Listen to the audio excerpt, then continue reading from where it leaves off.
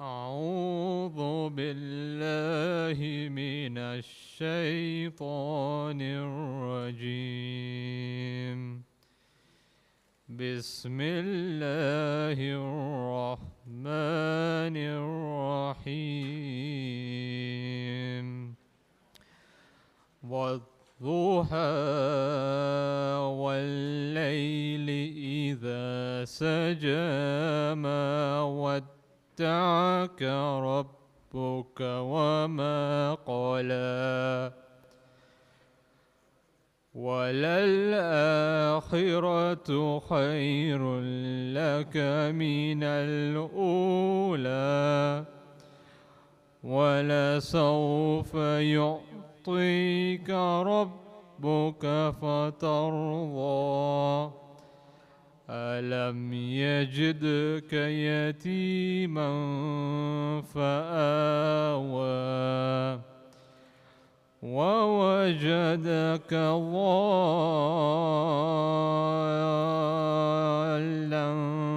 فهدى ووجدك عائلا فأغنى فأما اليتيم فلا تقهر وأما السائل فلا تنهر وأما بنعمة ربك فحدث. صدق الله العلي العظيم.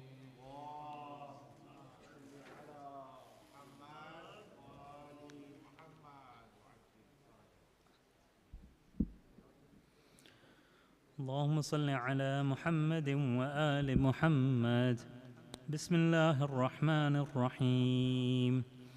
عن فاطمة الزهراء عليها السلام بنت رسول الله صلى الله عليه وآله قال: سمعت فاطمة أنها قالت: دخل علي أبي رسول الله في بعض الأيام فقال: السلام عليك يا فاطمة.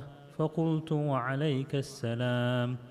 قال: إني أجد في بدني ضعفا. فقلت له: أعيذك بالله يا أبتاه من الضعف. فقال: يا فاطمة ائتيني بالكساء اليماني فغطيني به.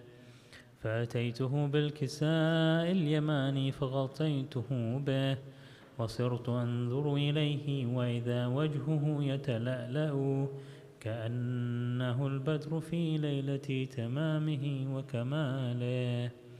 فما كانت إلا ساعة وإذا بولدي الحسن عليه السلام قد أقبل وقال: السلام عليك يا أماه.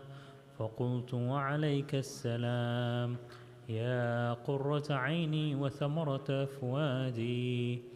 فقال: يا أماه إني أشم عندك رائحة طيبة كأنها رائحة جدي رسول الله صلى الله عليه وآله.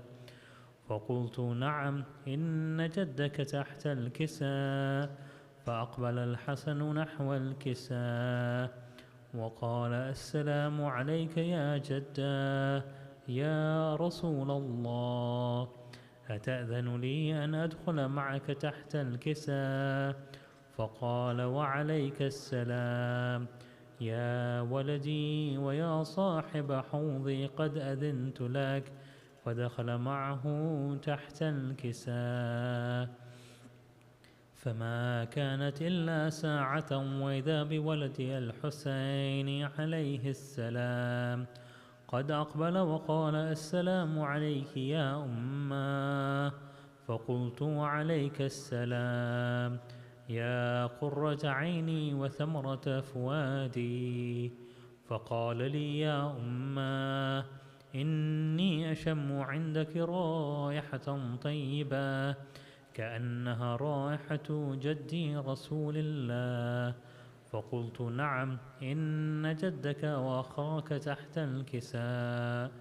فدنا الحسين نحو الكساء وقال: السلام عليك يا جداه، السلام عليك يا من اختاره الله، أتأذن لي أن أكون معكما تحت الكساء؟ فقال: وعليك السلام يا ولدي ويا شافع أمتي، قد أذنت لك. فدخل معهما تحت الكساء. فأقبل عند ذلك أبو الحسن علي بن أبي طالب وقال: السلام عليك يا بنت رسول الله. فقلت: وعليك السلام يا أبا الحسن ويا أمير المؤمنين. فقال: يا فاطمة، إني أشم عندك رائحة طيبة كأنها رائحة أخي وابن عمي رسول الله. فقلت: نعم، ها هو مع ولديك تحت الكساء. فأقبل علي نحو الكساء وقال: السلام عليك يا رسول الله، أتأذن لي أن أكون معكم تحت الكساء؟ قال: وعليك السلام يا أخي ووصي وخليفتي وصاحب لوائي، قد أذنت لك. فدخل علي تحت الكساء. ثم أتيت نحو الكساء وقلت: السلام عليك يا أبتاه يا رسول الله، أتأذن لي أن أكون معكم تحت الكساء؟ قال: وعليك السلام يا بنتي ويا بضعتي، قد أذنت لك. فدخلت تحت الكساء. فلما اكتملنا جميعا تحت الكساء أخذ بي رسول الله بطرفي الكساء وأومى بيده اليمنى إلى السماء وقال: اللهم إن هؤلاء أهل بيتي وخاصتي وحامتي، لحمهم لحمي ودمهم دمي، يؤلمني ما يؤلمهم ويحزنني ما يحزنهم. أنا حرب لمن حاربهم وسلم لمن سالمهم وعدو لمن عاداهم ومحب لمن أحبهم. إنهم مني وأنا منهم، فاجعل صلواتك وبركاتك ورحمتك وغفرانك ورضوانك علي وعليهم، وأذهب عنهم الرجس وطهرهم تطهيرا.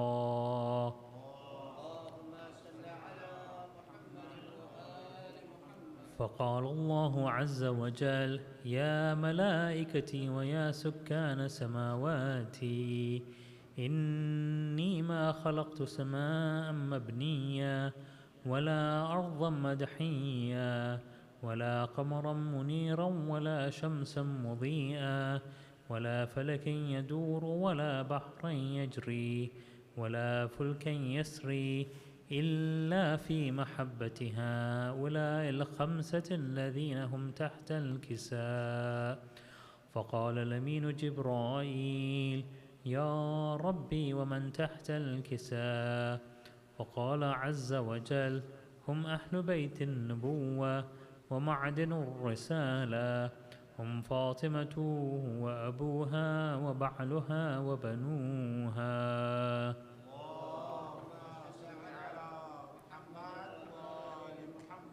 فقال جبرائيل: يا ربي أتأذن لي أن أهبط إلى الأرض لأكون معهم سادسا؟ فقال الله: نعم، قد أذنت لك. فهبط الأمين جبرائيل وقال: السلام عليك يا رسول الله. العلي الأعلى يقرئك السلام ويخصك بالتحية والإكرام ويقول لك: وعزتي وجلالي، إني ما خلقت سماء مبنيا ولا أرضا مدحيا ولا قمرا منيرا ولا شمسا مضيئا ولا فلك يدور ولا بحرا يجري ولا فلكا يسري إلا لأجلكم ومحبتكم وقد أذن لي أن أدخل معكم فهل تأذن لي يا رسول الله؟ فقال رسول الله عليك السلام: يا أمين وحي الله، إنه نعم قد أذنت لك. فدخل جبرائيل معنا تحت الكساء، فقال لأبي: إن الله قد أوحى إليكم يقول: إنما يريد الله ليذهب عنكم الرجس أهل البيت ويطهركم تطهيرا.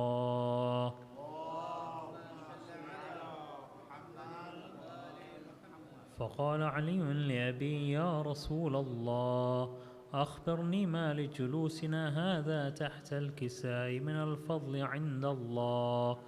فقال النبي صلى الله عليه وآله: والذي بعثني بالحق نبيا واصطفاني بالرسالة نجيا، ما ذكر خبرنا هذا في محفل من محافل أهل الأرض، وفيه جمع من شيعتنا ومحبينا، إلا ونزلت عليهم الرحمة وحفت بهم الملائكة واستغفرت لهم إلى أن يتفرقوا. فقال علي عليه السلام: إذا والله فزنا وفاز شيعتنا ورب الكعبة. فقال أبي رسول الله صلى الله عليه وآله: يا علي، والذي بعثني بالحق نبيا واصطفاني بالرسالة نجيا، ما ذكر خبرنا هذا في محفل من محافل أهل الأرض، وفيه جمع من شيعتنا ومحبينا، وفيهم محموم إلا وفرج الله همّا، ولا مغموم إلا وكشف الله غمّا، ولا طالب حاجة إلا وقضى الله حاجته. فقال علي عليه السلام: إذا والله فزنا وسعدنا، وكذلك شيعتنا فازوا وسعدوا في الدنيا والآخرة ورب الكعبة.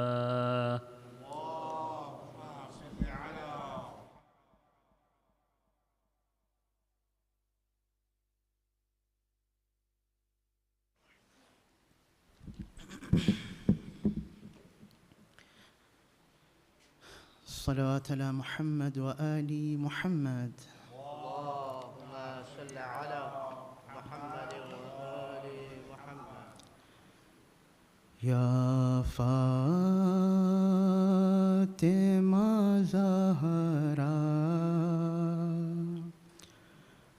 हम तेरे दर पे आए हैं।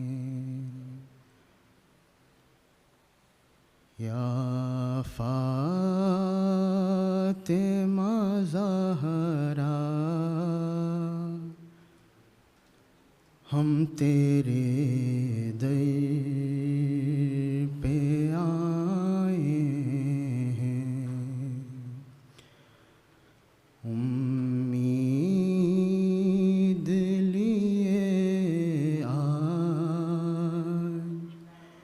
इसी मजलिस में आए हैं।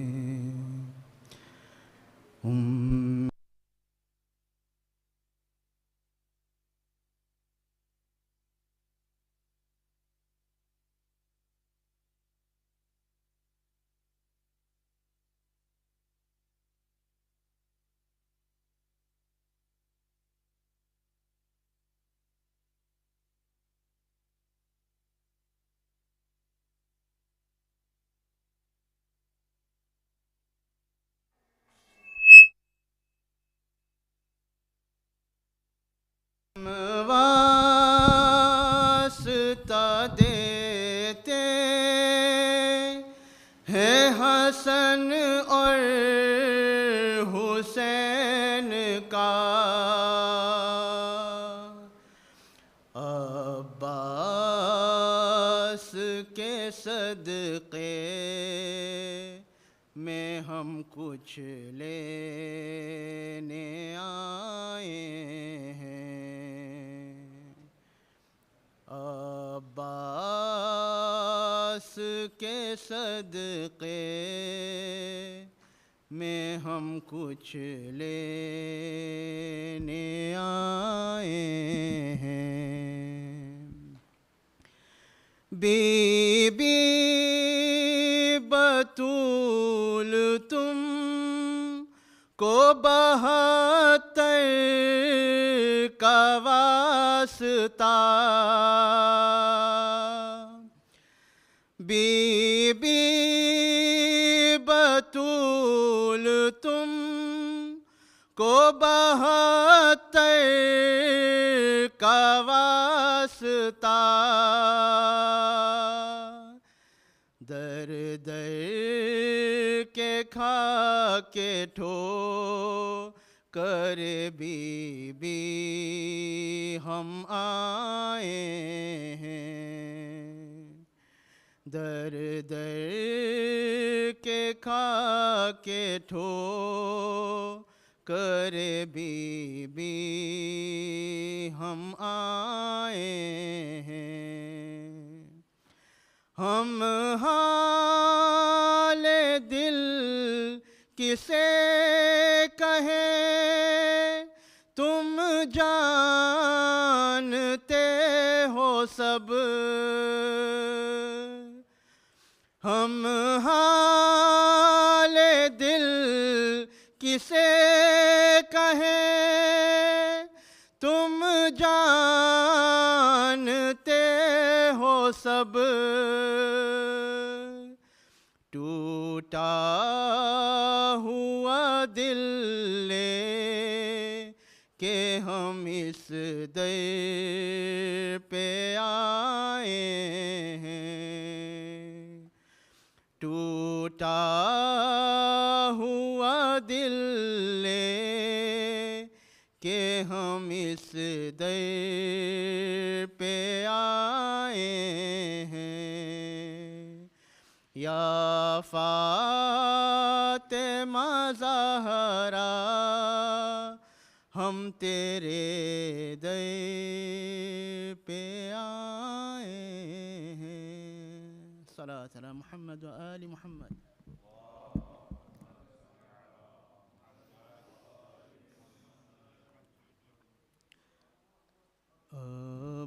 अब्बास क़त्ल हो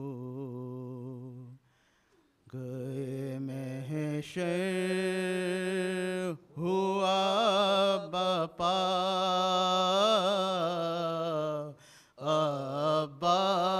अब्बास क़त्ल हो गए महशर हुआ बपा। अब ख़त्म है लड़ाई, अलमदार चल बसा। अब ख़त्म है लड़ाई, अलमदार चल बसा। दोरे इमाम कहते हुए हाय क्या हुआ। पहुँचे जो गिरते पड़ते तो देखा ये हाल ज़ार। पहुँचे जो गिरते पड़ते तो देखा ये हाल ज़ार। शाने कलम है शेर है ज़ख्मी परा हुआ। अब्बास क़त्ल हो गए महशर हुआ बोले लिपट के गाज़ी से कुछ तो करो कलाम। बोले लिपट के गाज़ी से कुछ तो करो कलाम।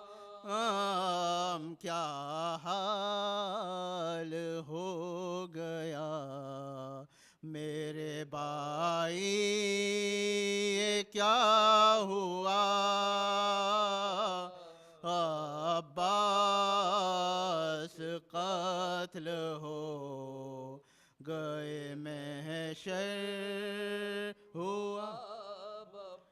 प्यासी सकीना से मैं बहुत शर्मसार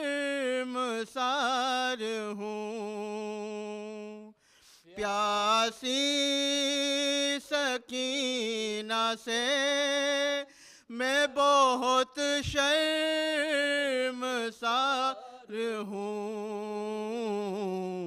अफसोस है कि वादा न मुझसे वफा हुआ। अब्बास कत्ल हो गए महशर हुआ बपा। अल-फातिहा।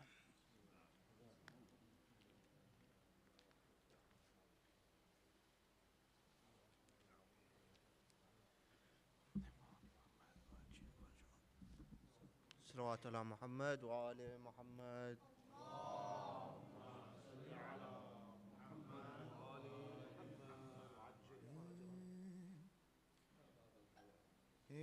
मेरे गाज़ी अलमदार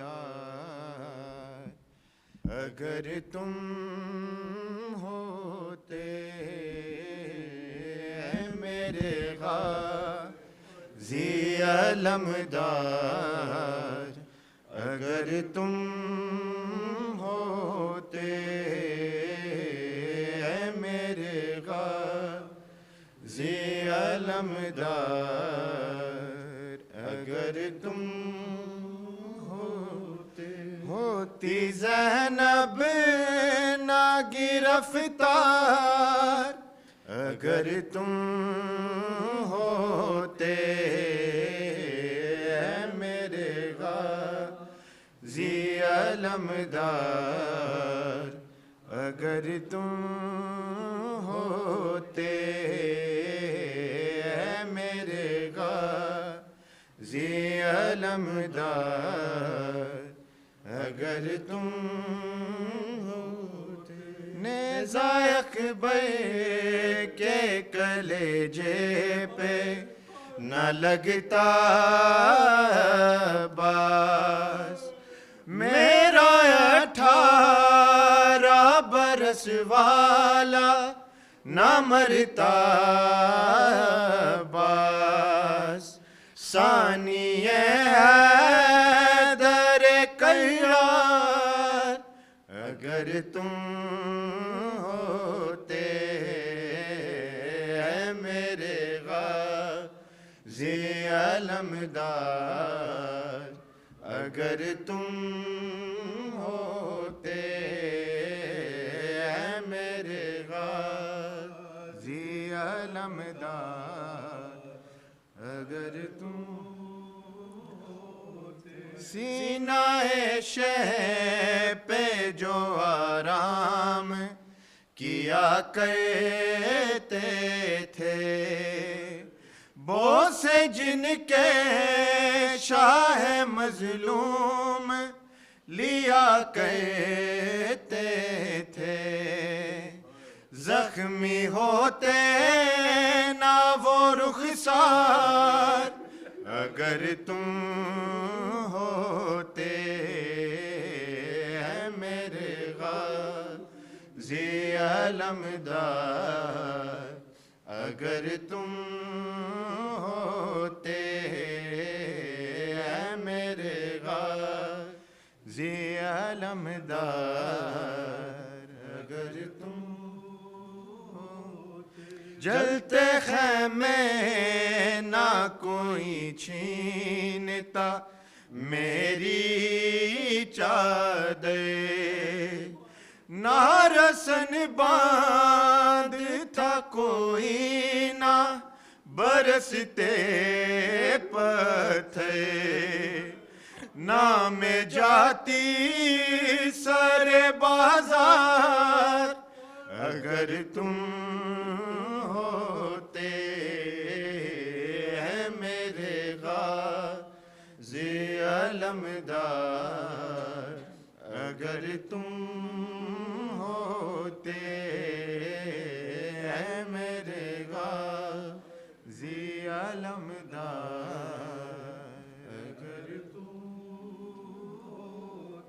देख लेती जो वो एक बार तुम्हारी सूरत, कैद खाने में यतीमा की ना बनती तुरबत, ऐ सकीना के तरफदार अगर तुम होते हैं मेरे गाज़ी अलमदार, अगर तुम होते हैं मेरे गाज़ी अलमदार, अगर तुम एक रिदा के लिए मोहताज ना होती बहने, चेहरा बालों से छुपा के ना रोती बहने, जानती हूँ मेरे जर्रार अगर तुम होते हैं मेरे गाज़ी अलमदार, अगर तुम होते हैं मेरे गाज़ी अलमदार, अगर तुम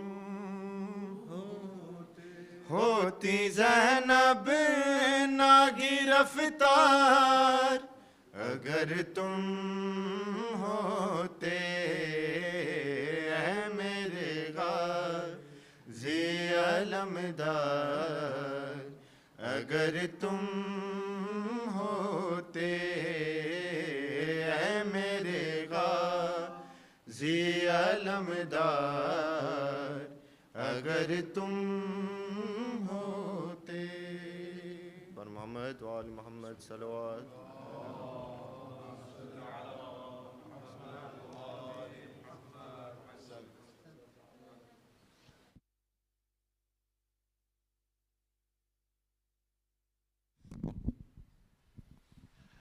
Assalamu alaikum wa rahmatullahi wa barakatuh.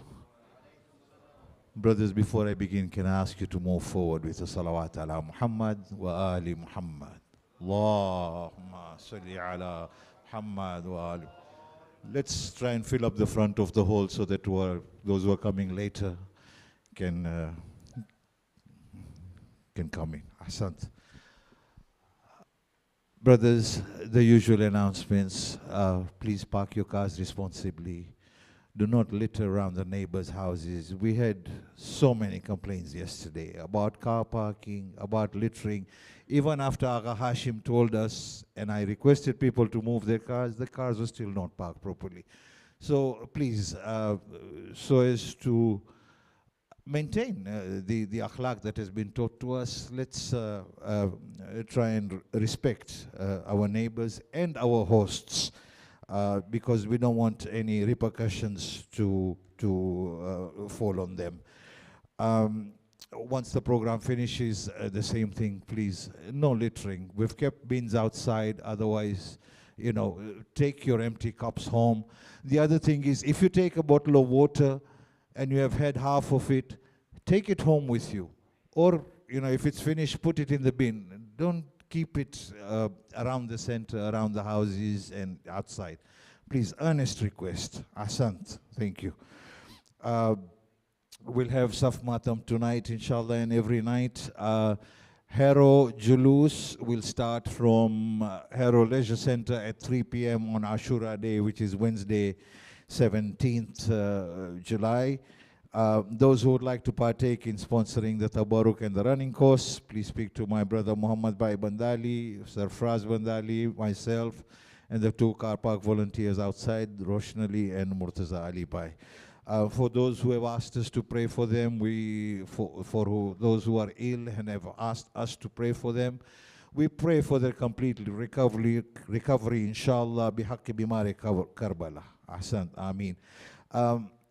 May I request you to recite Surah Fatiha for Marhum Sayyid Aka Haider Sahib, Marhum Rajbali Merali Devji, Marhuma Sherbanu Bai Rajbali Merali Devji, Marhum Roshan Rajbali Merali Devji, all the Marhumin of Merali Devji family, Marhumin of Daya Kanji family, Marhumin of Panju family, Marhum Pyarali Ismail Manji, Marhuma Gulbanu Bai Pyarali Ismail Manji, Marhumin of Manji family, Marhum Abbas Muhammad Bandali, and all our Marhumin. Al-Fatiha.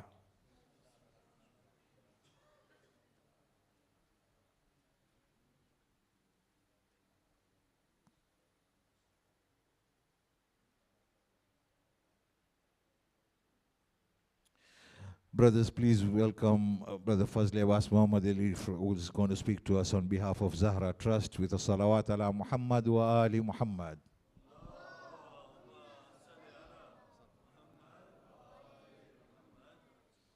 أعوذ بالله من الشيطان الرجيم بسم الله الرحمن الرحيم ها أنتم هؤلاء تدعون لتنفقوا في سبيل الله فمنكم من يبخل ومن يبخل فإنما يبخل عن نفسه والله الغني وأنتم الفقراء صدق الله العلي العظيم.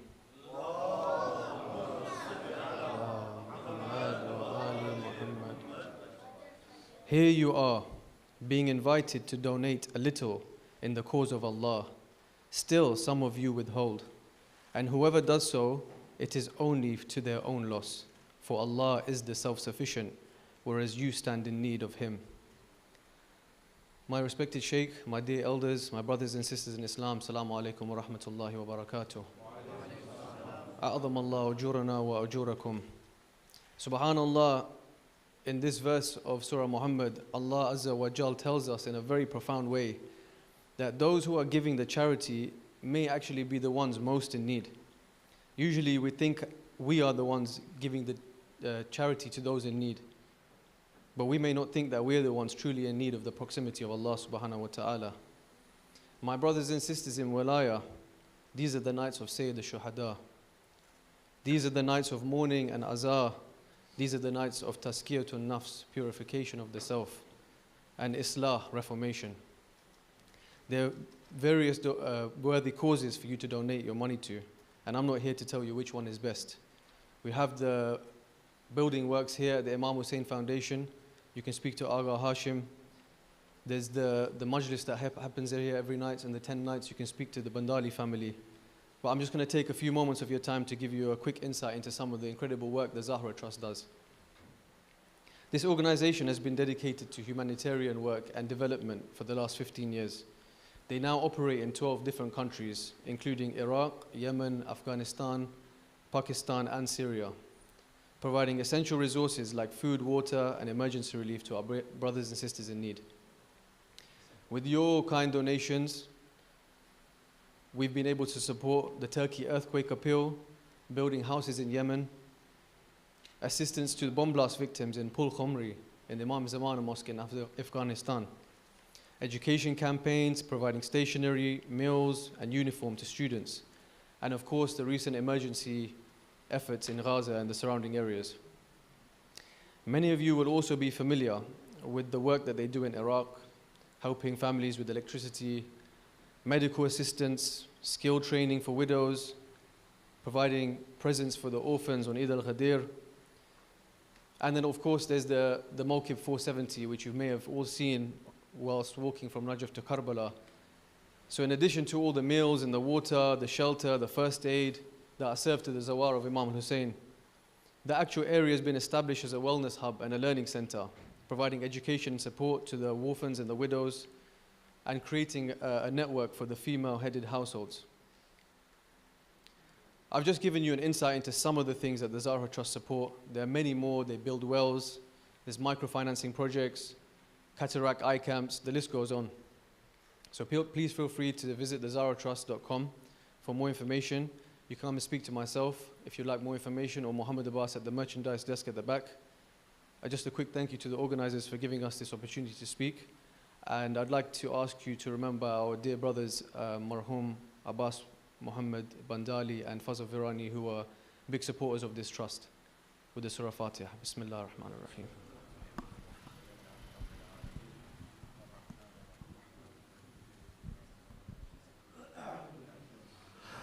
Brothers, before I ask Shaykh to come forward, can I please ask you to move forward a bit with the salawat ala Muhammad wa ali Muhammad.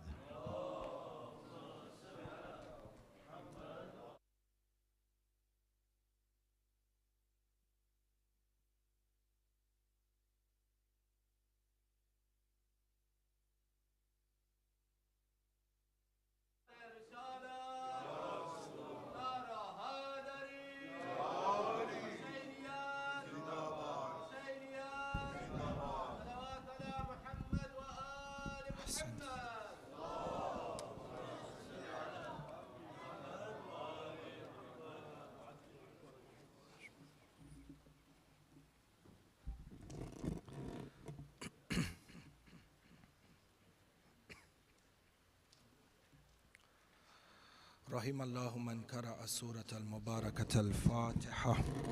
بسم الله الرحمن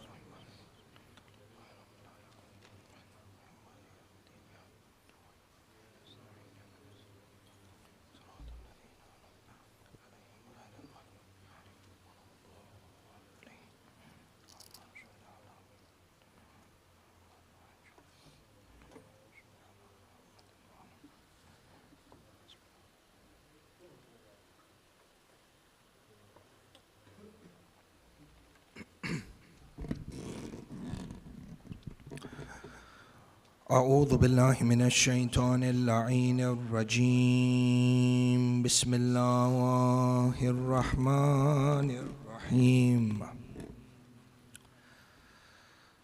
الحمد لله بارئ الخلائق الأجمعين، باعث الأنبياء والمرسلين، ثم الصلاة والسلام على أشرف الأنبياء، حبيب قلوبنا وشفيع ذنوبنا أبي القاسم محمد.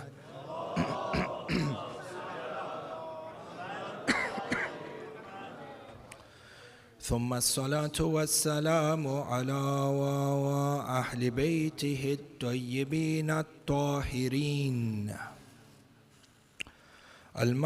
المعصومين المظلومين، لا سيما ولي الله الحجة ابن الحسن صاحب الأمر والزمان.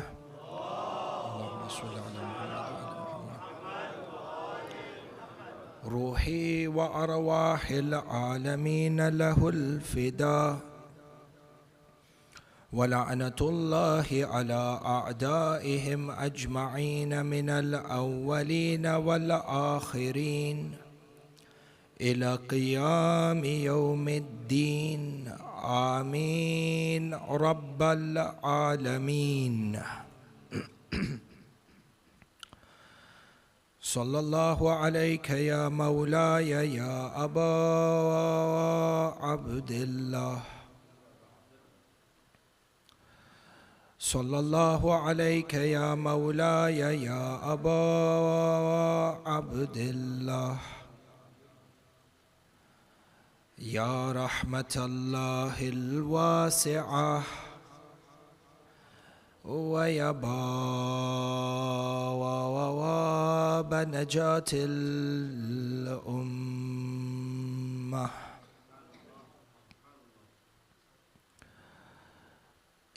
يا غريب الغرباء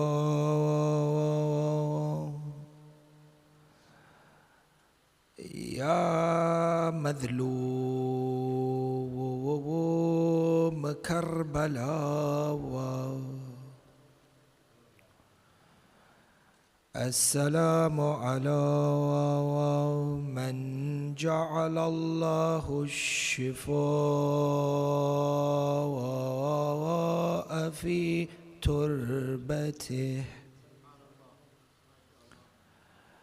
السلام على من الإجابة تحت قبته. السلام على ساكن كربلاء.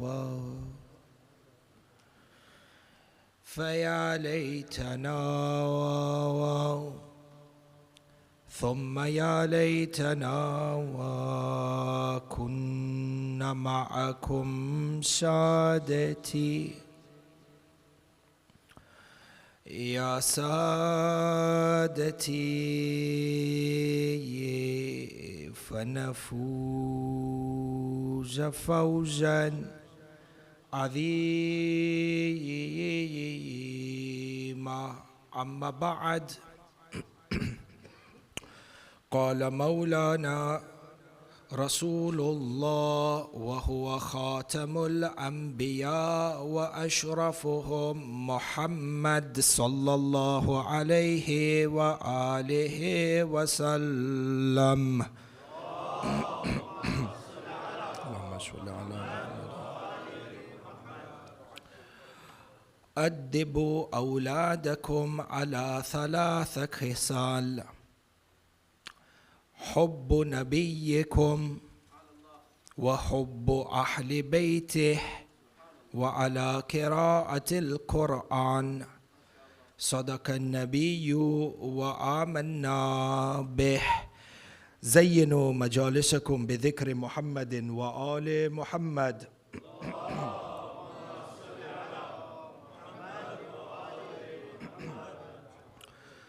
أحبائي باعتبار we are gathered here to honor the warrior of God and the roaring lion from the lions of the family of Haydar. This Abul Fadl, who has been bestowed upon such a divine distinction by Allah subhanahu wa ta'ala, that within Alam al-Mulk and Alam al-Malakut, Abul Fadl is known as Babul Hawaij. And on a night like this, Ahibai, we have hundreds upon hundreds of mu'mineen, some of them in difficulties, some of them not in the best of health, all of us in need of hajat to be accepted. For it is befitting on a night like this, before we begin the dhikr of Abul Fadl, that we seek his wasila and his tawassul, khasatan for those mu'mineen and mu'minat who are not in the best of health and are facing untold difficulties, for 5 times, and with the intention of qada il-hawaij. If we are able to raise our hands and 5 times, amma yujibu, a'udhu billahi minash shaitanir la'inir rajim, bismillahir rahmanir rahim, amma yujibul mudtarra idha da'ahu wa yakshifu su', عمن يجيب المضطر إذا دعاه ويكشف السوء.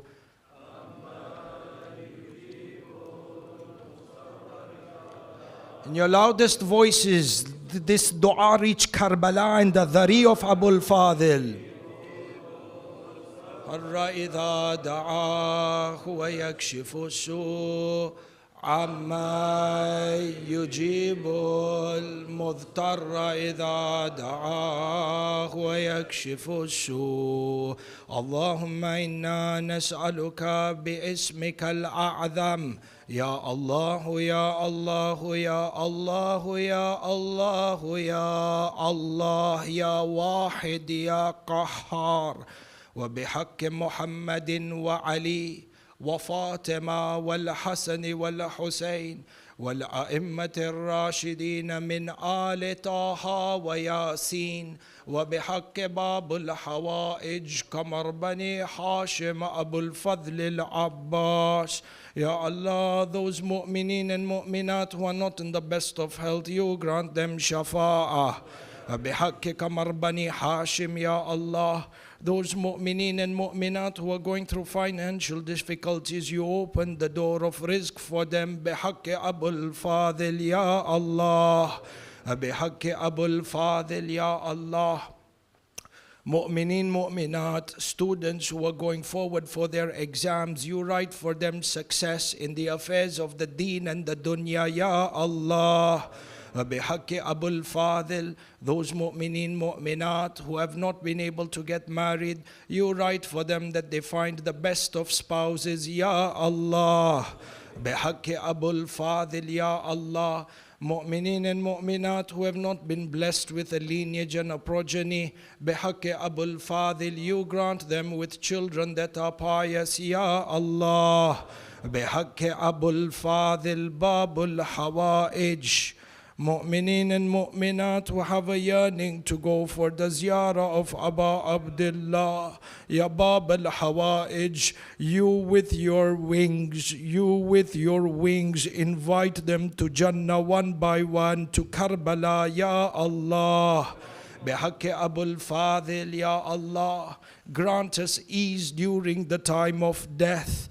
Ya Allah, بحق Abul Fadl, grant us the highest levels of Jannah when the inevitable passage comes during the time of death and barzakh and akhirah, Ya Allah. بحق Abul Fadl, إن الله وملائكته يصلون على النبي يا أيها الذين آمنوا صلوا عليه وسلموا تسليما.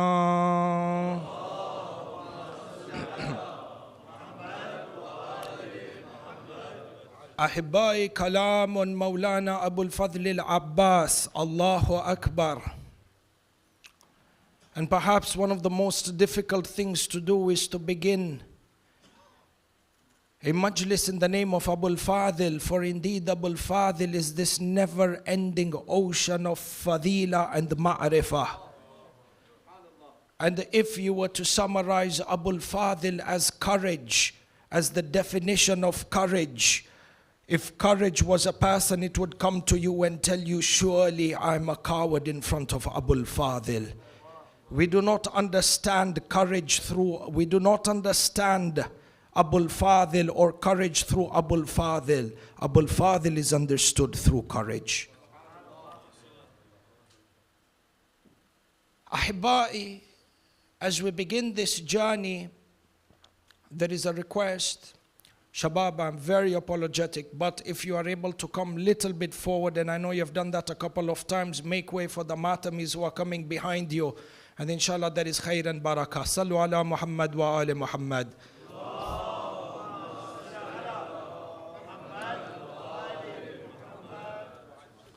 As we begin this journey of ma'rifah and pay tribute to Maulana Qamar Bani Hashim, Ahibba'i, in order to understand the adama of Abul Fadl, we need to go back into a point in history where Amirul Mu'mineen Ruhi Lahul Fida is having a conversation with his brother Aqil, in regards to seeking a spouse.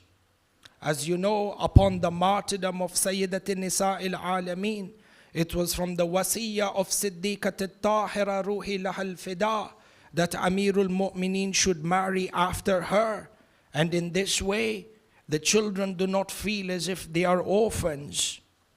And you find from amongst the women that Amirul Mu'mineen married after Siddiqat al-Tahira, it is important for us to remember that Amirul Mu'mineen never married any other woman so long as he was married to Sayyidah Zahra. But as he was seeking for a spouse, he goes to his brother Aqil. And the Aqil, Allahu Akbar, the sacrifice that has been given in the way of the wilayah of Ali Muhammad from the lineage of Aqil ibn Abi Talib. If we have a future opportunity, inshallah, I'll have nights in particular dedicated to the maqtal and the masa'ib of the children of Aqil and the role that they played on the day of Ashura when it came to pulverizing the forces of kufr on the plains of Karbala. In any case, Amirul Mu'mineen goes to Aqil and he says to him, "Anzur li fi imra'atin min al-fuhula لأتزوج بها فتلد لي غلاما يكون ناصرا لابني الحسين." Our kalam over here is analyzing these secrets of ma'rifah and the treasures of hikmah that pour out from Amirul Mu'mineen. And this as a prerequisite to understand the azama of Abul Fadl. Shufu, Amirul Mu'mineen says to Aqil, "Find for me a woman who comes from a family background. انظر لي امرأة من الفهولة."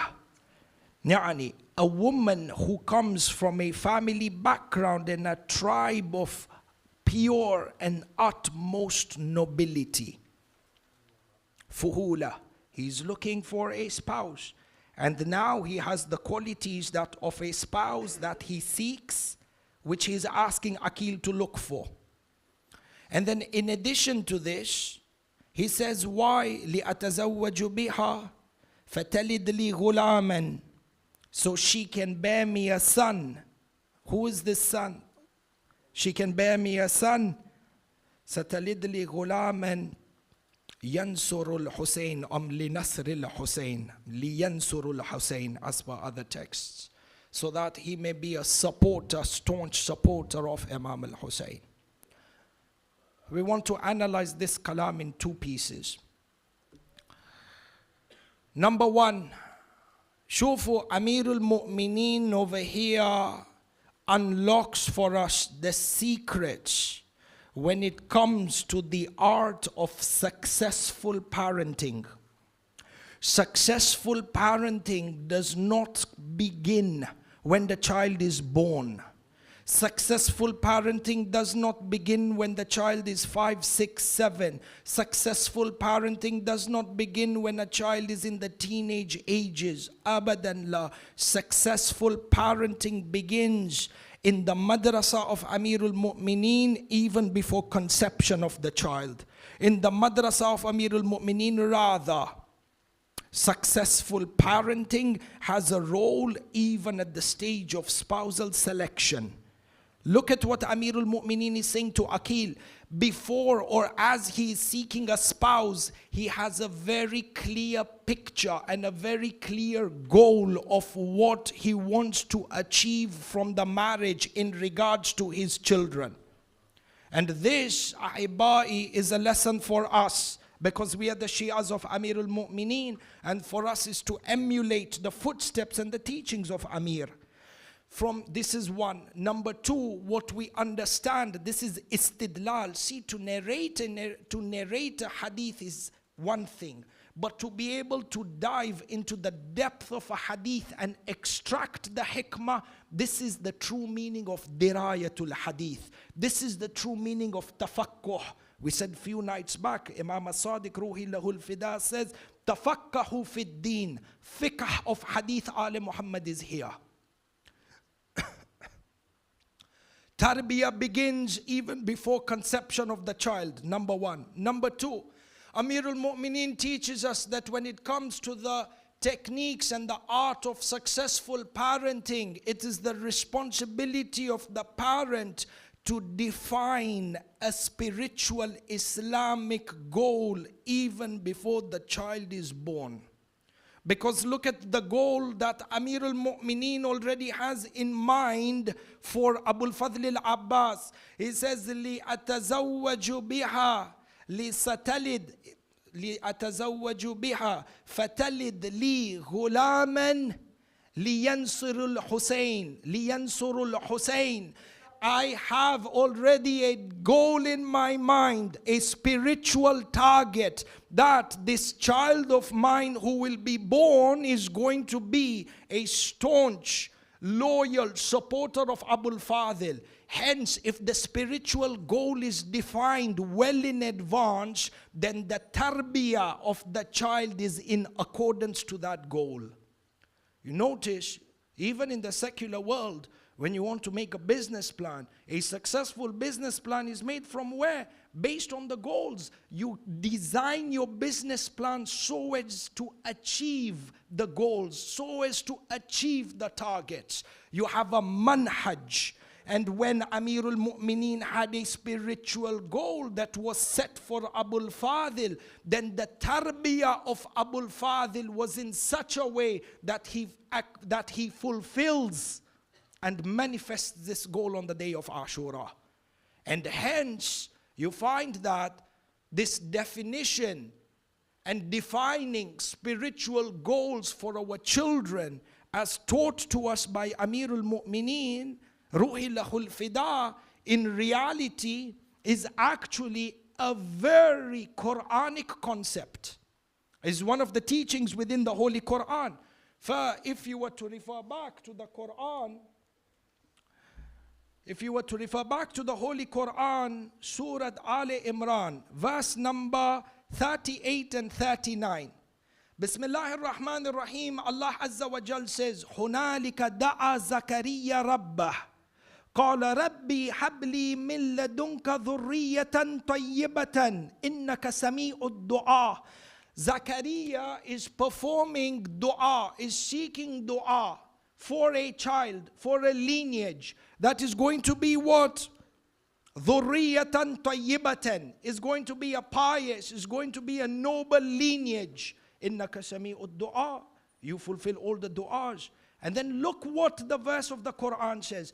فَنَادَتْهُ الْمَلَائِكَةُ وَهُمْ قَائِمٌ فَنَادَتْهُ الْمَلَائِكَةُ وَهُوَ قَائِمٌ يُصَلِّي فِي الْمِحْرَابِ أَنَّ اللَّهَ يُبَشِّرُكَ بِيَحْيَى. Allah subhanahu wa ta'ala is giving you the glad tidings of Yahya. What is the role of Yahya? The spiritual role defined by Yahya, musaddiqan bi kalimatin min Allah.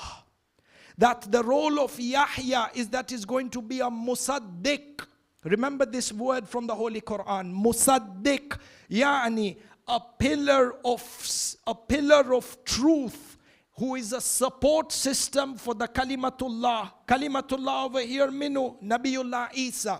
So we understand from the tafsir of the Holy Quran that when Yahya is asking Allah for a progeny and a lineage that is tayyibah, that is pure, that is noble, what the tafsir of this nobility is that Zakaria asked Allah for a son who would be a staunch, truthful pillar of support for Isa. Shabab, Matamis, if we understand this and you look at the flavor of guidance inside of this verse of the Holy Quran, you will see that the talab, what Amirul Mu'mineen is seeking from Aqil, is a reflection of what Zakaria is seeking from Allah in the Quran. Yani this concept of seeking nobility, spiritual nobility for your progeny is from the sifat of the Anbiya, is from the concerns of the Anbiya. And over here you see that the concern of Amirul Mu'mineen is to have a progeny that will also be a pillar of support for this kalimatullah. And from here we understand that Amirul Mu'mineen, when we say that the sifat and the characteristics of the Anbiya are in Amirul Mu'mineen, it is not an empty slogan, it is a reflection of reality. The dua of Amir is a reflection of the dua of Zakaria.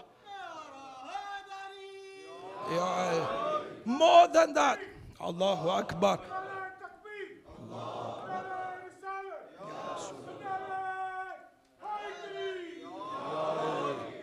More than that, Ahibai, these are not slogans, Akhaf. When people hear the Fadail of Amirul Mu'mineen, that he was a reflection of the sifat and the characters and the traits of the Anbiya of the past, that these, like we said yesterday, ghulu, la, Molvi Saab, look at the muhkamat of the Quran. The reflection of the seerah of the Anbiya is cut clear in the seerah of Amirul Mu'mineen. This is one. Number two, if you see that seeking nobility for your lineage is a Quranic concept, is one of the principles or one of core principles that are reflected within the Quran. And you see Amirul Mu'mineen in his life living the Quran. These are classic, clear examples from Seerah when we say Aliyun ma'al Quranu wal Quranu ma'a Ali. But this is an end point from what we mentioned yesterday in the Bahath of Ghulu. When it comes to establishing the divine distinctions and the Fada'il of Ali Muhammad, we said that according established principles for anyone who has studied the most intermediate levels of ilm al-diraya wal-rijal, that the sanad becomes irrelevant. And we said the sanad is irrelevant because the nature of i'tiqadat, number one, is established through the dalil or hujjiyya aqliyah, and number two, the hadith becomes independent of a chain of narration because the content of the hadith is in line with the muhkamat of the Quran. Imam al-Baqir says that every hadith that comes your way, check it against the Quran. You find the Fadail of Amirul Mu'mineen over here in line with the muhkamat of the Quran, such that ulama rijal mutakhassisin will come and tell you to do kufr of this is the equivalent of the kufr of the muhkamat. Deen is not something superficial. Sallu ala Muhammad wa ala Muhammad.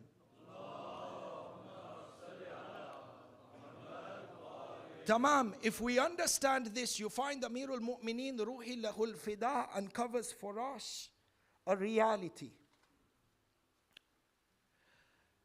Reality in regards to the impact that our character has on our children. And Amirul Mu'mineen opens the door 1400 years ago to a concept which is today now being studied with utmost resources. And this is the issue of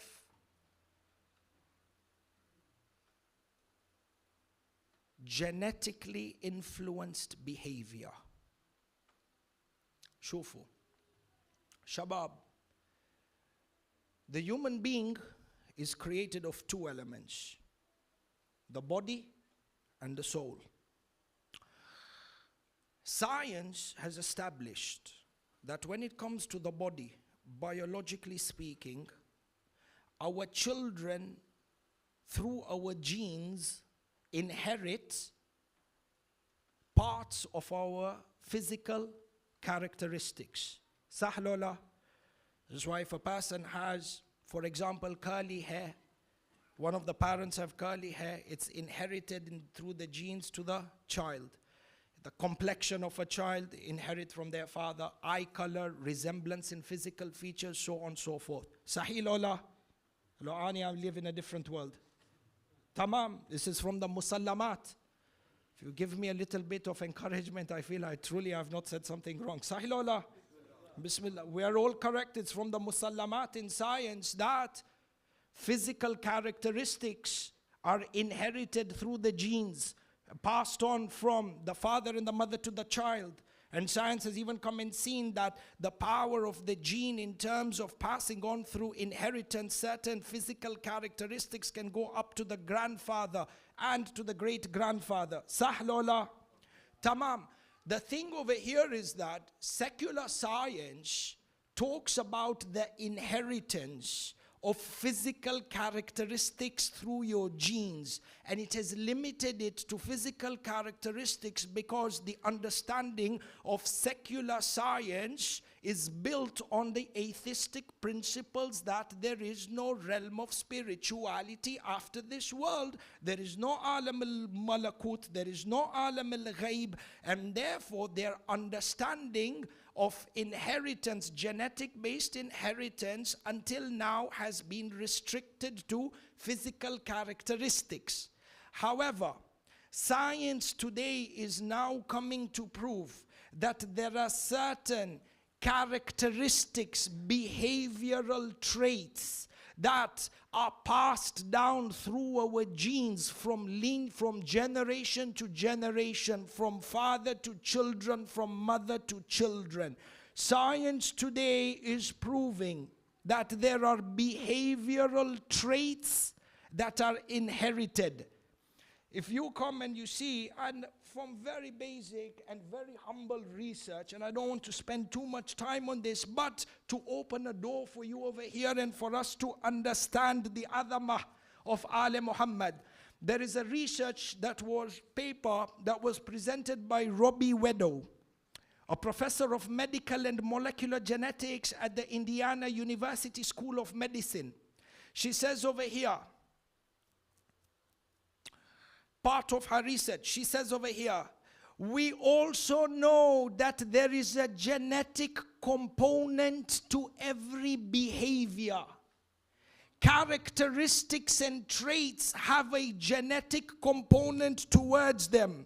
And then the doctor goes on to say, these are masters in their field, molecular genetics. They then go on to say, but we do not understand yet how these biological forces interact with the environment, meaning that science now is starting to research how our traits and characters passed down to the genes, in addition to social environmental factors, how they affect the total behavior of a human being. And then the doctor goes on to say that they are using well-powered genetic data to perform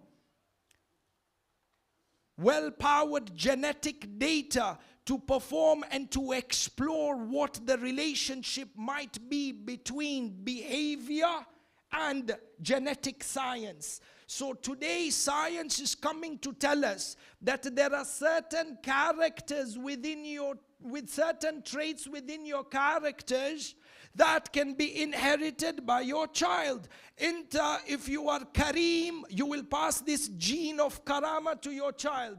If you are Bakhil, you will pass this stinginess over to your child. If you are a Mu'min, you will pass the genes of Iman to your child. If you are a Matami, you will pass the genes of this Matam to your child. Science comes and tells us that they are at the door of researching this.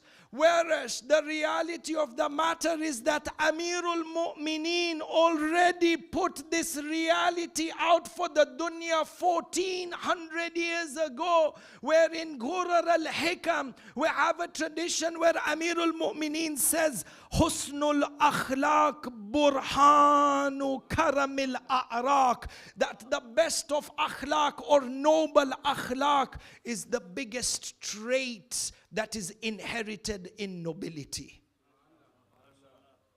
So from here we understand, if behaviors can be inherited through the genes, then by default your faith system that governs your behavior is also passed on through the genes. Which is why Quranic proof for this is what Allah subhanahu wa ta'ala says within the Quran in regards to Nabiullah Ibrahim. When Ibrahim was blessed with Ismail and Ishaq, he said, Rabbi ja'alni muqima salat wa min dhurriyati. Ya Allah, make me from amongst those who establish the salat and from my progeny. Meaning that principles such as iqamatis salat can be passed down in your lineage through your genes. Subhanallah. Inna Allah astafa Adam wa Nuhan wa ala Ibrahim wa ala Imran ala al-alameen. From ala Ibrahim, the greatest misdaq and the manifestation is who? Ala Muhammad. Over there Ibrahim did dua, from my lineage make those who are muqimus salat. And over here in Karbala we said, Ashhadu annaka kad akamta salat. When we say Assalamu alayka ya waritha Ibrahim Khalilillah, this has an irtibat wathiq with the Quran and the Quranic teachings. Again, it is based on istidlal like this. When we match texts of the ziyarah with the muhkamat of the Quran, that the faqih, the alim, more kalamna with the jahil, the alim and the faqih comes and tells you that the sanad, chain of narrators, is irrelevant, because the characteristics and the traits of the rawi are irrelevant in the face of the truth of the muhkamat in front of you. Abuse of ilm al-rijal, wallahi, aib.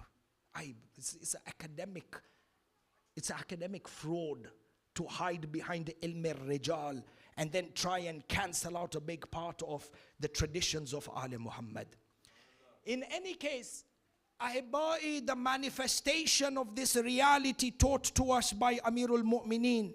And if we understand this deep Islamic reality, now we come to understand when Amirul Mu'mineen was saying to Aqil, Unzur li imra'atun min fuhulatil Arab, find for me this woman from the most noble tribe, because nobility, swordsmanship and loyalty are traits that are passed on through the genes. If you understand this, the making of the Adama of Abul Fadl, what do I say to you about the genes? What do I say to you about the characters and the traits that he attained from the lineage of his father Haydarul Karrar? Allahu Akbar. And from here you understand the Adama of Abul Fadl. Abul Fadl, awalan, if you go back to the Quran, if you go back to the Quran and you look at the same verse of Nabi Zakaria, if you come back to the same verse, you look at, just like the way Nabi Zakaria's dua is a reflection of Amirul Mu'mineen's dua, you find that the role of Nabi Yahya is similar to the role of Abul Fadl. Allahu Akbar. Ajib.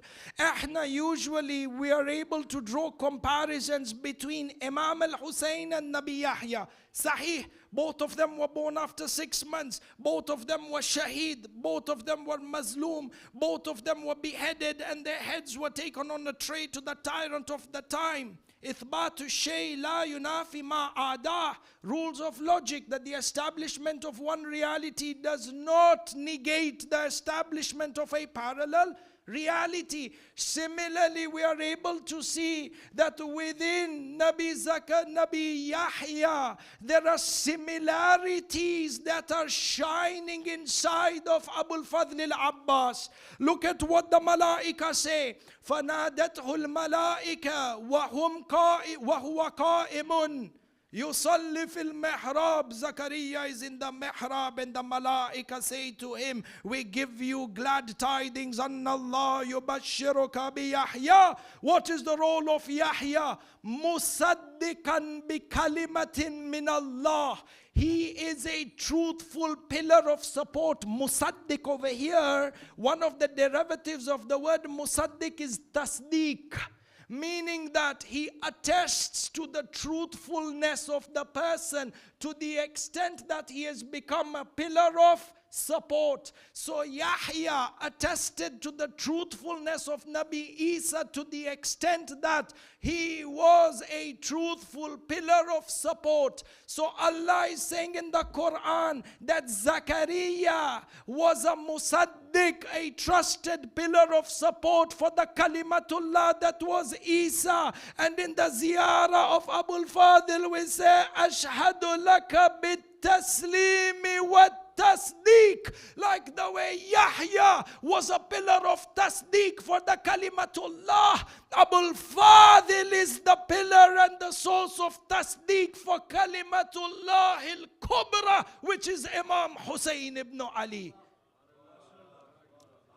Now somebody comes and says, Shaykhuna, this is ghulu and this is shirk. How is it that you compare an ayah of the Holy Quran that is revealed for the Anbiya and apply this on Abul Fadl al-Abbas? Is this not ghulu? Surely is this not qiyas? Abadan la! Comparison and understanding the rank of Abul Fadl is taught to us by Imam as-Sadiq Ruhi lahul fida wa salawatullahi wa salamuhu alayh.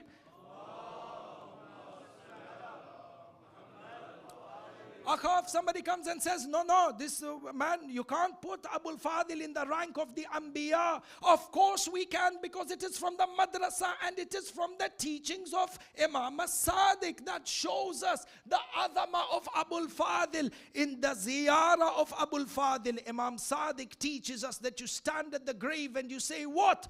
Ashhadu annaka kad balagta fin nasiha wa a'tayta ghayat al-majhud. I bear witness that you gave the highest level, or you were the manifestation of the highest level of sincerity, and you gave everything that could be given in jihad. Everything. As a result, فَبَعَثَكَ اللَّهُ فِي الشُّهَدَاءِ وَجَعَلَ رُوحَكَ مَعَ أَرْوَاحِ الشُّهَدَاءِ. Allah placed you with the shuhada and placed your soul in the highest levels of elevation. وَأَعْتَاكَ مِنْ جِنَانِهِ أَفْسَحَهَا مَنْزِلًا وَأَفْضَلَهَا غُرَفًا. Allah gave you the loftiest positions in Jannah. وَرَفَعَ ذِكْرَكَ فِي إِلِّيِّينَ. Allah elevated into you, Abul Fadl. Allah elevated your status and your dhikr with the Illiyin. وَحَشَرَكَ مع النبيين والصديقين والشهداء والصالحين. Allah has raised you. Allah has raised you to the status of the Anbiya and the Shuhada. If Allah has raised Abul Fadl to the status of the Anbiya. He has placed the dhikr of Abul Fadl with the dhikr of the Anbiya. If the entire mankind was to come and break this relationship, they would be in Nar Jahannam wa bi'sal masir. And the flag of Abul Fadl know that from the day that it fell on Karbala, Allah willed that this flag of Abul Fadl falls only once. From there on it will fly high until Yawmul Qiyamah.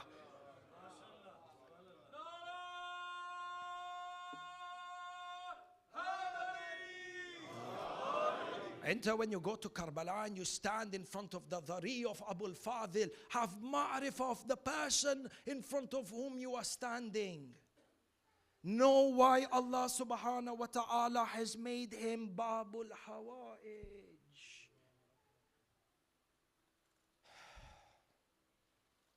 Abul Fadl, Shuja', courage. Abul Fadl the horseman, Abul Fadl the warrior, Abul Fadl the alim. The masdar of all his fadl and the adama was his ilm. Amirul Mu'mineen says in regards to Abul Fadl, he says, Innal Abbas ilman zakka.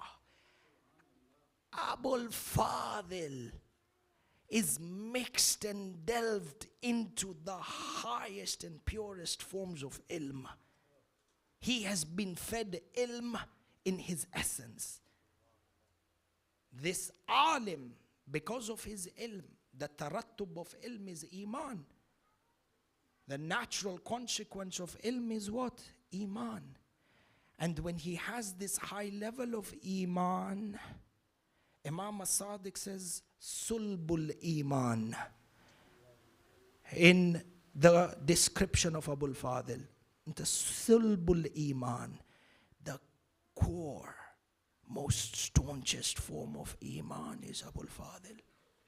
And this Iman became the source of the strength of Abul Fadl. Kalam Kabir. His Iman became a source of his power, of his strength on the day of, in the battlefield. And he was able to perform feats that no other person performed. Not because of physical strength, but because of the strength of his Iman. Shufu. Amali of Shaykh Saduq. If we can have a salawat before we start, please.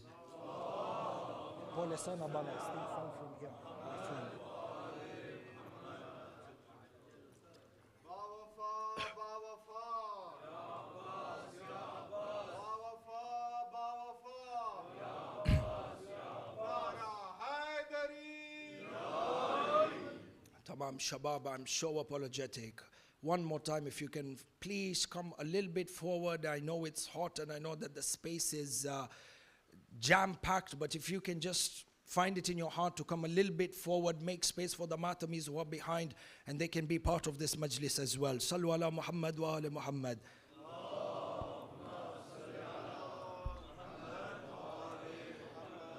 Tamam, the premise that we have placed over here, the claim that we have made over here is that Ahibai, there are extraordinary feats that Abul Fadl was able to perform that no other human being could perform.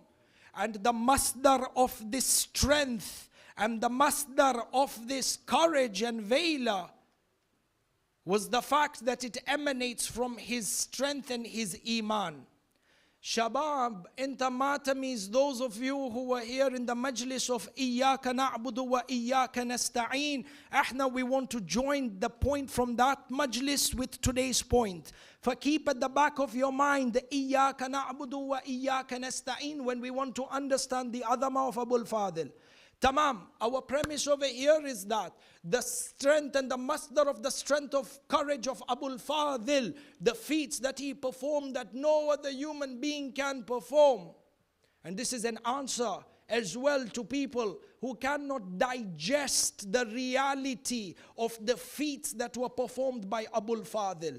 They come and they discount this and say, Lala, exaggerated fada'il. Ruwaydan, the way Imam Rida says. Let us understand where this strength emanates from. Imam Sadiq says, Sulbul Iman. Amirul Mu'mineen, in regards to Abul Fadl, Imam Amirul Mu'mineen says, Zukka al-ilma zukka. Is the entirety of ilm. The natija of ilm is that he is the highest, purest source of Iman, manifestation of Iman. Tamam. Now we come back to the words of Amirul Mu'mineen.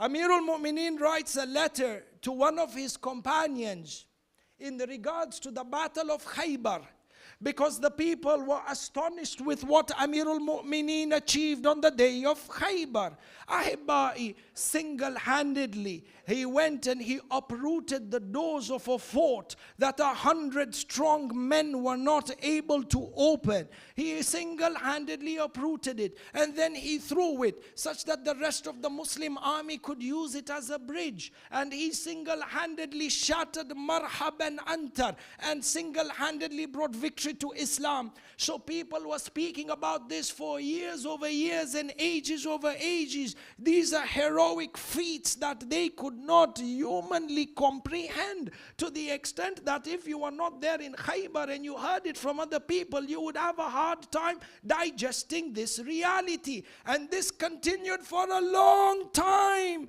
until up till the Khilafah of Amirul Mu'mineen. They would ask him, how, why, how did you perform these feats in Khaybar? Look at what Amirul Mu'mineen says in his letter. He writes to his companions, Wallahi, begins with a qasam. Wallahi, ما كلعت باب خيبر ورميت بها خلف ظهر 40 ذراعا بقوة جسدية ولا بحركة غذائية ولكن بقوة ملكوتية. Amirul Mu'mineen says, I did not uproot the door of Khaybar, and neither did I throw it for a distance of 40 feet behind my back, not through my physical strength, not through my nutrition, but through a power that is malakuti, attached to Allah.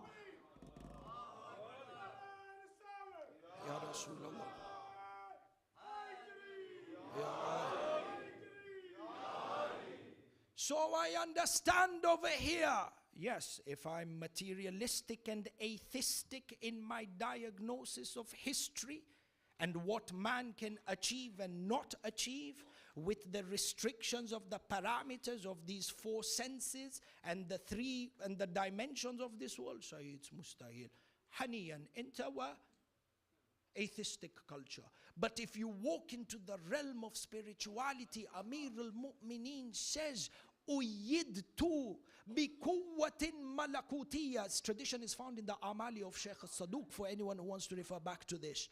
Meaning that Amirul Mu'mineen, as the chosen representative of God, who is the epitome of ilm and courage and the highest level of Iman, was connected with a power malakutiyya that surpasses the power of the rest of human creation.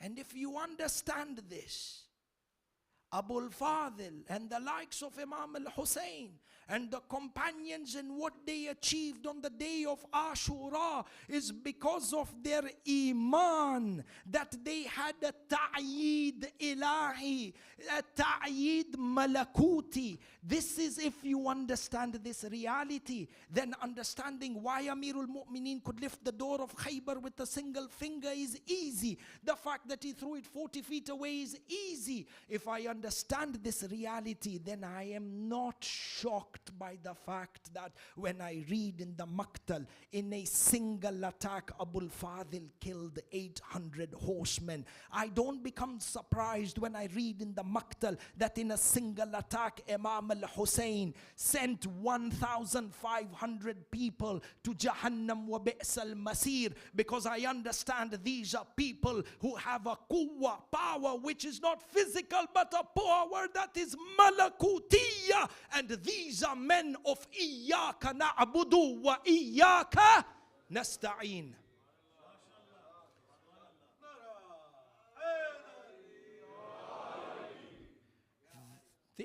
All this, aqaid and understanding aqaid is so important when it comes to historical texts. Aib. When people start discounting maqtals and says, no, this is an exaggeration, how it could be 800 people, how it could be 1500 people, it doesn't make sense to you. Baba, what doesn't make sense to you doesn't mean our intellect, my intellect, your intellect is not the benchmark. My mind, my thoughts is not the benchmark of what is true and untrue. We have benchmarks of haqq.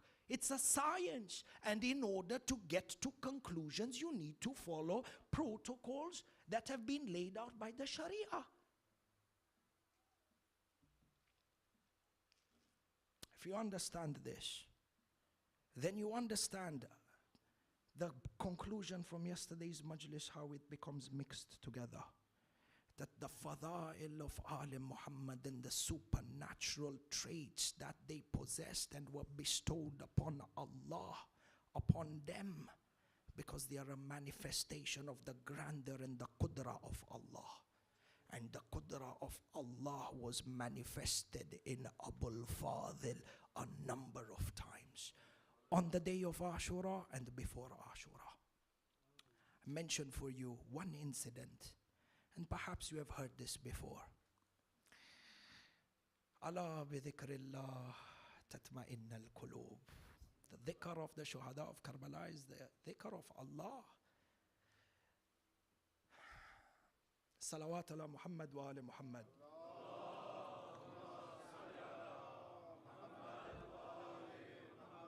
Before we begin the masa'ib, ahibai, the heroics that Abul Fadl displayed on the day of Ashura. See, he didn't display his swordsmanship and bravery on the day of Ashura. No, the enemies, the people of Kufa, the people of Sham were fully aware of what Abul Fadl was capable of in the battlefield.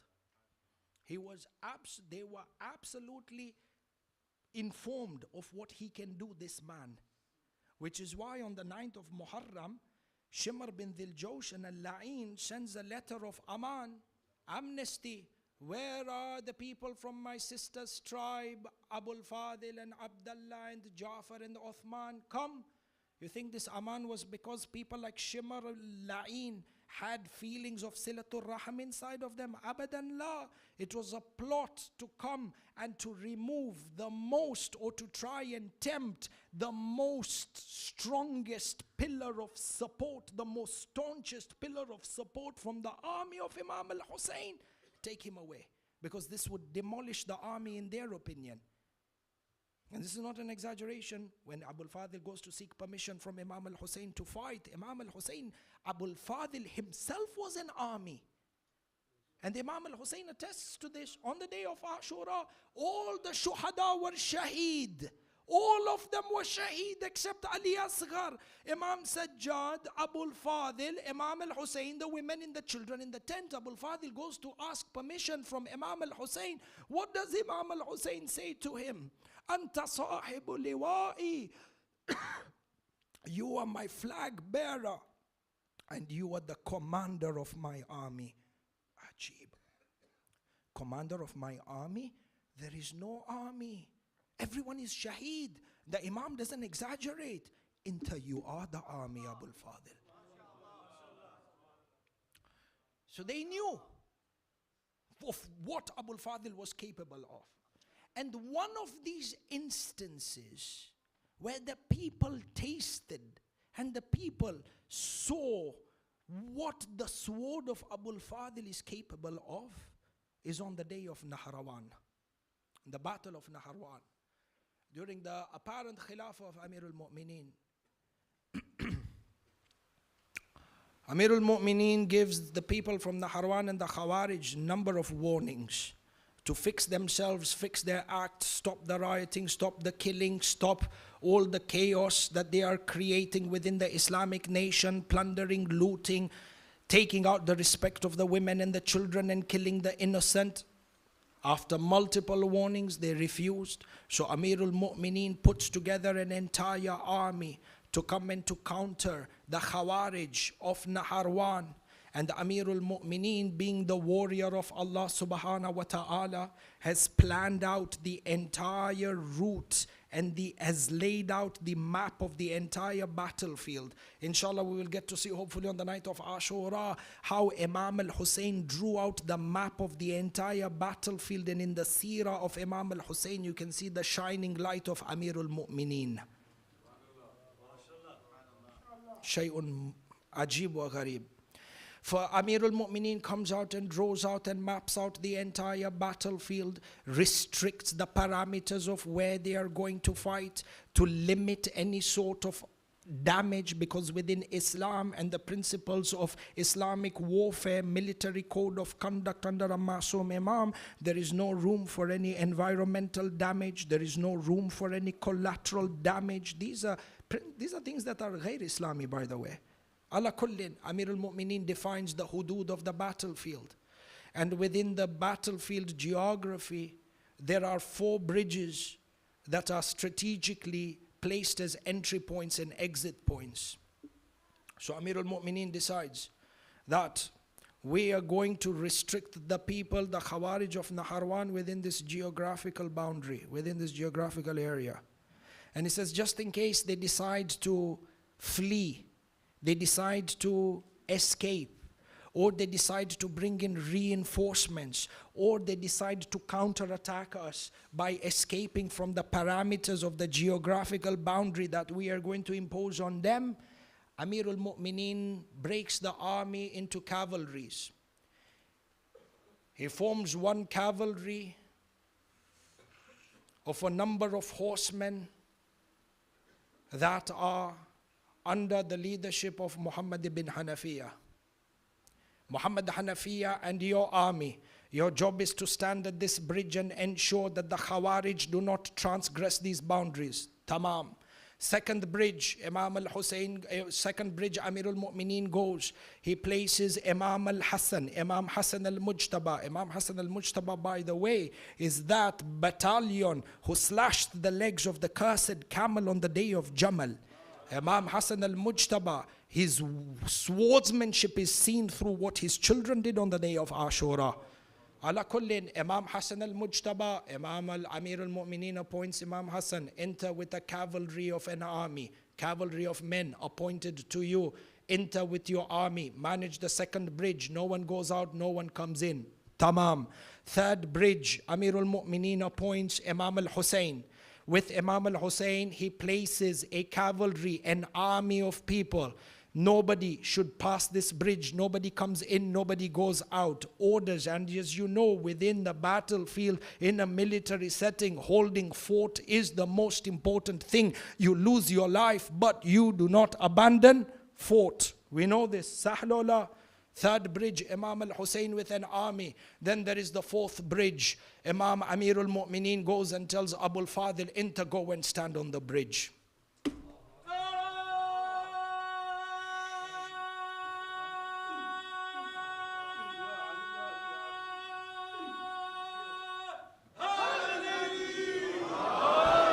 Muhammad ibn Hanafiya with an army, Imam Hassan with an army, Imam Hussein with an army. But when it came to Abul Fadl, no army. Abul Fadl, protect the bridge by yourself. Abul Fadl himself is the army.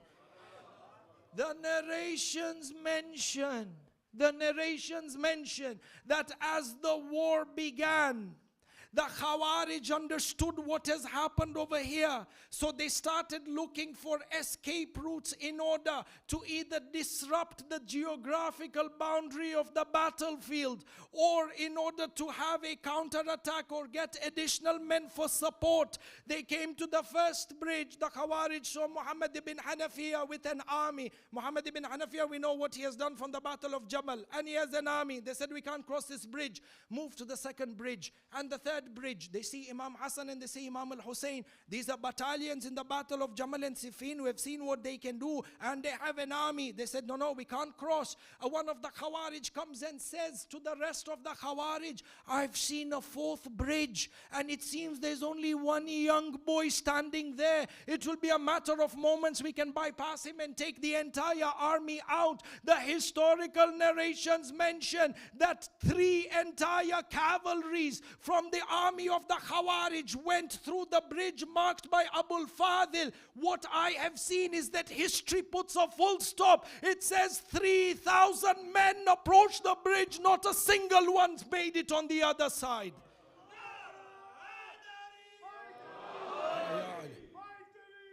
Ya Ali.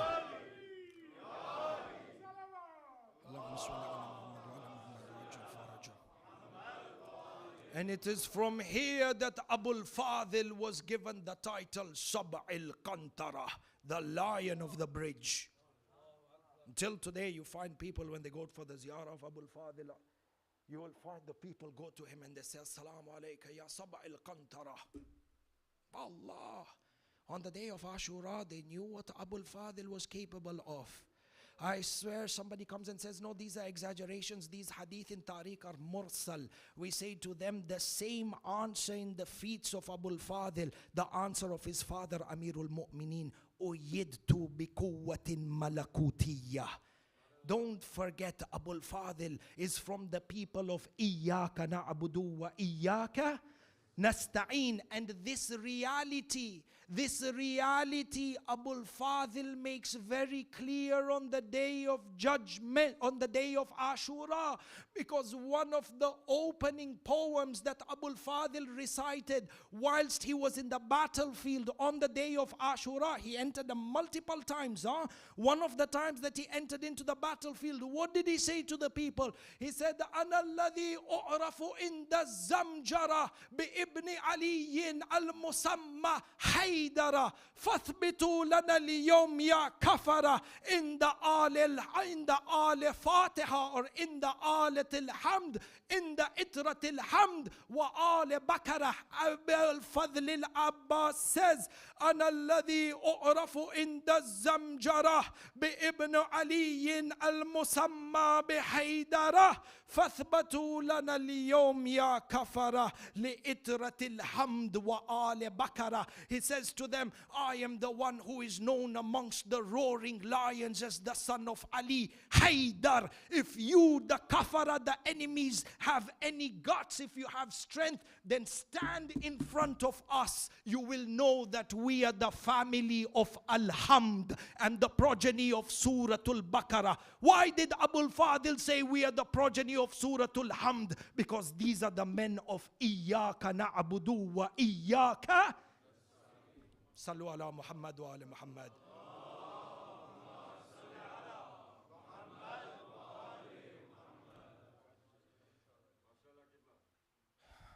When the hadith comes and says that Surah Al-Hamd is a kunz, a treasure under the arsh of Allah, and Rasulullah says on the arsh of Allah is inscribed Inna al-Husayn misbahul huda wa safinatun najat, and you see the values of Surah Al-Hamd on the day of Ashura, the manifestation of what Al-Hamd can do to a person.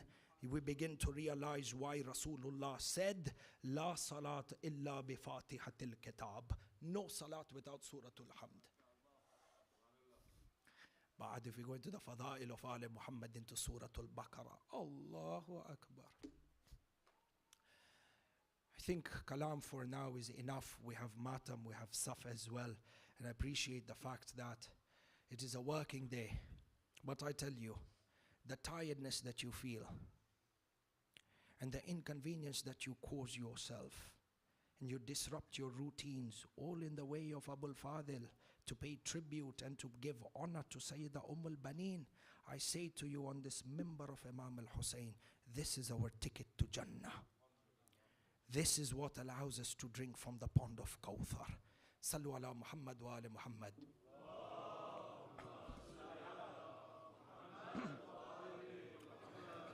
Masa'ib Abul Fadl, Allahu Akbar, Shabab, Matamis. You know, with everything that Abul Fadl possessed, his ilm, his Iman, his knowledge, his fiqh. Abul Fadl had a trait inside of him that was Azim. He had the trait of sabr. Because ilm and Iman cannot be complete without sabr. Allahu Akbar, the sabr that Abul Fadl implemented on the day of the burial of his brother Imam Hassan al-Mujtaba. Matam it's very difficult. It is extremely difficult when you have the power, when you have the strength. And it is your haqq, you are mazloom, to keep quiet against somebody who is oppressing you. It takes a lot of courage. This sort of sabr takes a lot of courage. The history mentions, like we said yesterday, the taboot of Imam Hassan al-Mujtaba is coming out from the house to be buried and taken to Masjidun Nabawi. At this moment, Aisha comes and she says, together with people from Bani Umayyah, she stands in front of the taboot and she says, Allah, Allah ya Bani Hashim, la tadfunu fi bayti man la uhib. Oh Bani Hashim, do not bury in my house this person who I do not love. Ajib, Sayyid Shabab Ahl al-Jannah. Muhammad ibn Hanafiya comes to her and he says to her, what is wrong with you? Because she was riding a mule when she came to stop the janazah of Imam al-Mujtaba. So Muhammad ibn Hanafiya goes to her and he says to her, what is wrong with you? One day you fought against my father on a camel and today you disrupt the burial of my brother on a mule. She gives the indication because she is together with Bani Umayyah. They shoot 70 arrows on the janazah of Imam Hassan al-Mujtaba. At this moment, within the historical accounts, it is narrated when they shot the arrows on the janazah of Imam Hassan al-Mujtaba, Abul Fadl al-Abbas put his hand on the handle of his sword and the qasam on the member of Imam al-Hussein. If Abul Fadl had unsheathed his sword, he would have drenched the deserts of Medina in blood. How dare they shoot arrows on the janazah of my brother Hassan while Abbas is here? Do you know how much rage and fury Abul Fadl had? In order to calm him down, the history mentions Imam al-Hussein went rushing to Abul Fadl. Do you know what Imam al-Hussein did? The Maqtal says, فَذَمَّهُ عَلَى صَدْرِهِ. He hugged Abul Fadl, he hugged him tight. Abul Fadl, put your chest on my chest. That narration mentions he then kissed him on the forehead. فَقَبَّلَهُ بَيْنَ عَيْنَيْهِ. He calmed Abul Fadl down. Abul Fadl, he says to him, brother, today is not your day. Not today. You have a day much greater, the day of Ashura. Allahu Akbar. Abul Fadl had a lot of sabr. 3 days hungry and thirsty. If he wanted, he could have. The mashi'at of Allah was that guidance would reach you and I through sacrifices of Ali Muhammad. Which is why the Maqtal mentions that on the day of Ashura, the companions of Imam al-Hussein are all shaheed. And the vast number of the youth of Bani Hashim are also shaheed. Abul Fadl has put his 3 brothers, Ja'far, Uthman and Abdullah, forward in the battlefield. They are also shuhada. Allah, salamu alayki ya Sayyida Ummul Baneen. Abul Fadl then sees there is nobody left from the tents from amongst the Bani Hashim, and there is only him and Imam al-Hussein, Imam Sajjad Ali Asghar, and the women and the children. So Abul Fadl enters into the khayma of Imam al-Hussein. He says to him, Sayyidi ya Aba Abdullah, qad dhaqa sadri. Ya Aba Abdullah, I feel constrained. My chest, I can't take this anymore. I want to seek vengeance for the manner in which they have killed us. Imam al-Hussein looks at Abul Fadl, he says to him, Akhi Abbas, Inta sahibu liwa'i, you are my flag bearer, you are the commander of my army. If you leave, the entire army is disrupted. Allahu Akbar. Imam al-Hussein says to Abul Fadl, go and speak to them, and perhaps they can seek guidance. Abul Fadl goes into the Maidan, the narrations mention, the Maqtal mentions he walks into the Maidan and he addresses the enemy ranks and he says to them, O people, you have killed the companions of Hussein and you have killed his family members and you have killed his children. There is no one remaining except the young children and the women, and they are dying of thirst. For if you were bent that you want the land of Hijaz and the land of Iraq, then let us go and we will migrate to the land of Rome and we will move to the subcontinent, leaving the Arabian Peninsula for you. And at least quench the thirst of the women and the children. They have no fault in this. The army went silent. Maqtal mentions after a few moments, Shimr bin Dhil Jawshan al-La'in looked at Abul Fadl and he shouted from across the Maidan, if the entire earth was to be filled with water and it was under our control, we would ensure that you die thirsty unless you give bay'ah to Yazid. Abul Fadl understood. There is no kalam here. So he went back into the Khaymaga and he informed Imam al-Hussein of this conversation and the reply of Shimr. And as they were talking from the tents of the women, there were painful cries. Loud, painful cries. Al-Atash, Al-Atash. The children had reached a level of thirst they were not able to handle anymore.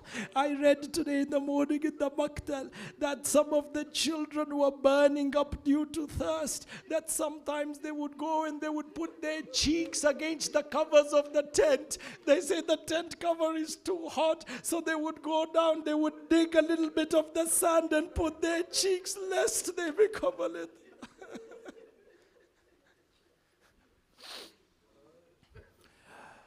Imam al-Hussein says to him, my brother Abbas, if you must go, then go and seek water for the children. The narrations mention that Abul Fadl took his mashk and then he put on his armor and he held his sword in one hand and the flag of Islam on the other hand, and he embarked upon the horse.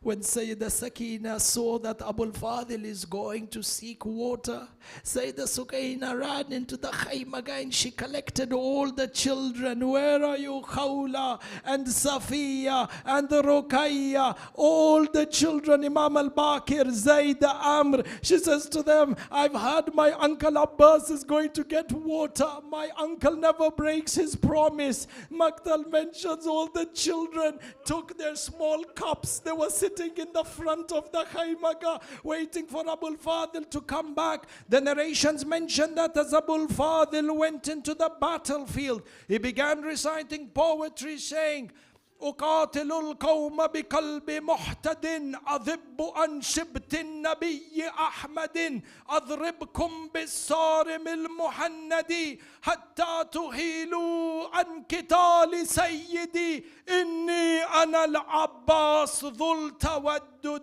He says that I have come out with a guided heart to defend Hussein and his family. I shall attack you with my Indian sword until you disperse. You should know that I am Abbas, the son of Ali, who was aided from the heavens. And with this, Abul Fadl charged into the battlefield, heading towards the Furat. The Maqtal mentions 4,000 archers under the command of Amr ibn Hajjaj, striking their ways and their arrows towards Abul Fadl. But the Maqtal mentions he was so ferocious. فَإِنْ كَلَبَ مَيْمَنَتَهُمْ مَيْسَرَةً وَمَيْسَرَتَهُمْ مَيْمَنَةً Maymana. He dismantled the right wings, making them flee to the left. He dismantled the left wings, making them flee to the right. Abul Fadl entered into the Maidan like a dark black wind, the wind of death. Anyone in front of him that came was struck by the sword and to Jahannam wa bi'sal masir.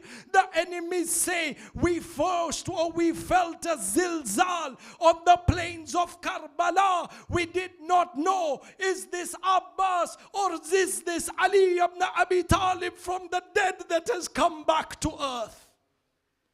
Abul Fadl reaches the Furat. The son of Haydar has conquered this Furat. He looks around, he gets off his horse. The Maqtal mentions he takes a handful of the water and he looks at this water. The enemies are looking at him. Is Abbas going to drink? Is he not going to drink? The narrations mentions he lifts up the water and he says, he addresses the water. He says, Ya nafsu ba'da al-Husayni huni wa ba'dahu la kunti an takuni. He says, oh nafs, by drinking this water, what is there to live after Hussein? There's no value in life after Hussein. He says, هذا الحسين وارد المنون وتشربين شارب بارد المعين. Abul Fadl says, this is a Hussein who is under siege, thirsty. Will you still drink the water? He throws down the water. He says, La wallah, ma hadha min fi'alu dini. This is not my deen. This is not my religion that Abbas drinks and Hussein is thirsty. Allah. And with this he throws the water and he fills the mashk. Places the mashk around his shoulder. Embarks upon his horse. He has the alam in one hand and he has his sword on the other hand. At this moment, the only objective of Abul Fadl is the khaymaga. His eyes are set on this khaymaga. Ahibai, if you take your hearts to Karbala right now, and it is as if you are watching this masira and this maqtal of Abul Fadl, his eyes are set on the khaymaga. The narration mentions that he fearlessly and ferociously rode his horse, sprinting or moving in the fastest way towards the khaymaga. So over here Shimar bin La'in said, if Abbas takes the water to the tent and they drink, these two men, him and his brother, are going to annihilate our entire army. We need to end the war today. They said, what should we do? He said, attack him from every direction. So the first thing that Shimar bin La'in did is that he sent a cavalry of close to 1,000 swordsmen who were backed by by men with spears. They came and they started attacking Abul Fadl. Abul Fadl kept pushing forward, defending himself, more importantly defending the mashk.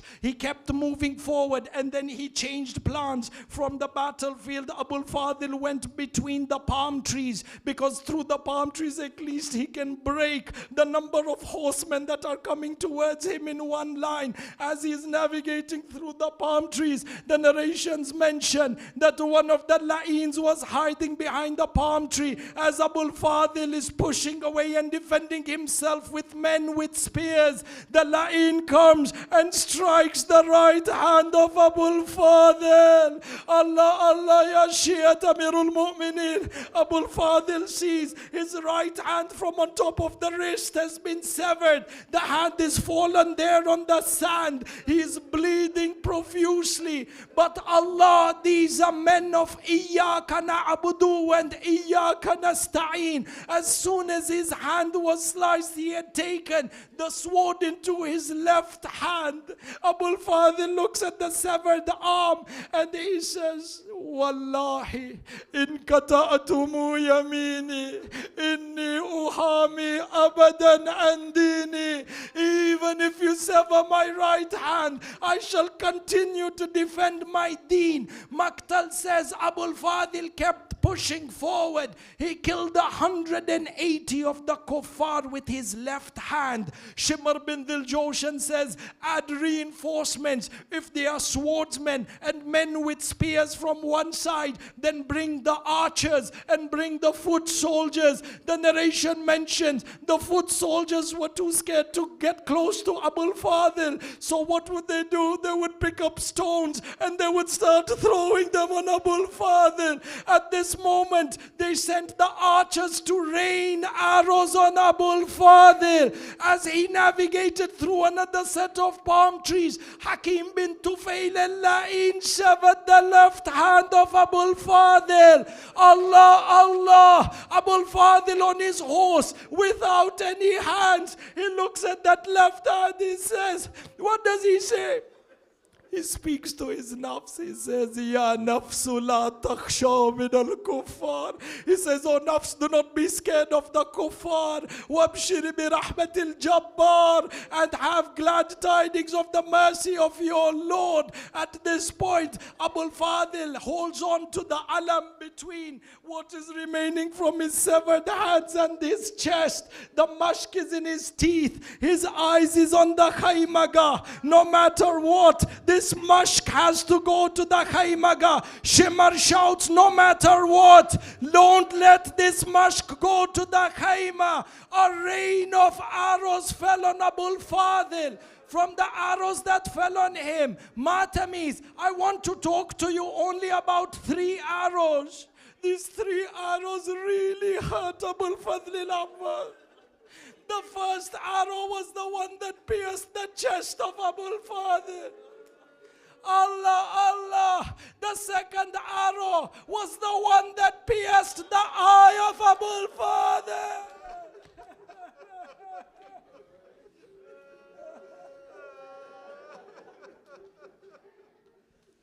Who is there to cry with Imam al-Hussein? Who is there to shed tears with Sayyida Zainab? Allah. The arrow pierced the eye of Abul Fadl. The narrations mention the third arrow. Hormala shot very few arrows on the day of Ashura, but the arrows that he shot have left a burning heart, a burning wound in the heart of Maulana Sahibul Zaman. One of the arrows was of Hormala. This was the arrow that pierced the mashk of Abul Fadl. When the mashk got pierced, as the water started pouring onto the sands of Karbala, Qasam Billah, the heart of Abul Fadl also melted into the place.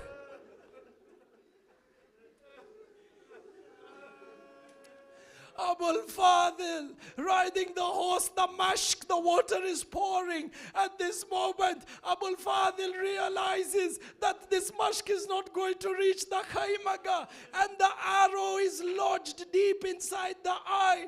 Do you know what our elders in the Hausa were saying? Matamis, this is going to hurt you.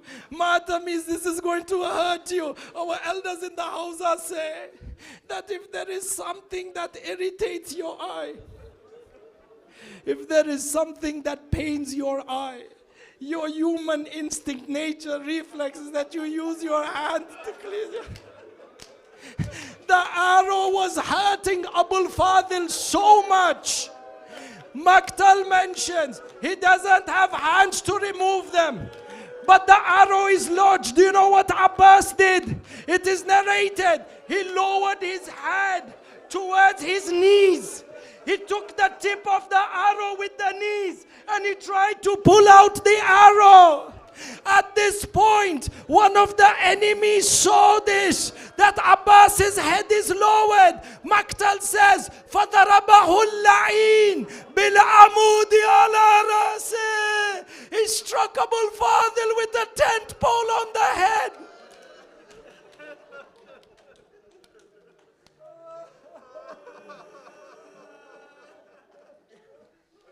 Allah, Allah, Shiat Abbas, lovers of Abul Fadl, by these tears may you get the ziyarah of Abul Fadl, and may Allah bless you with never-ending tears for Abbas.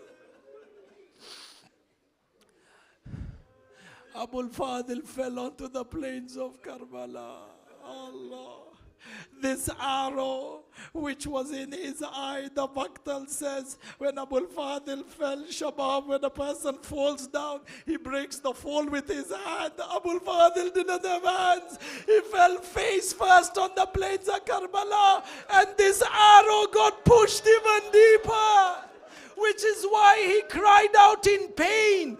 Abul Fadl, for the first time in his life, in pain he cried out, Alayka minni salam, Sayyidi Aba Abdullah.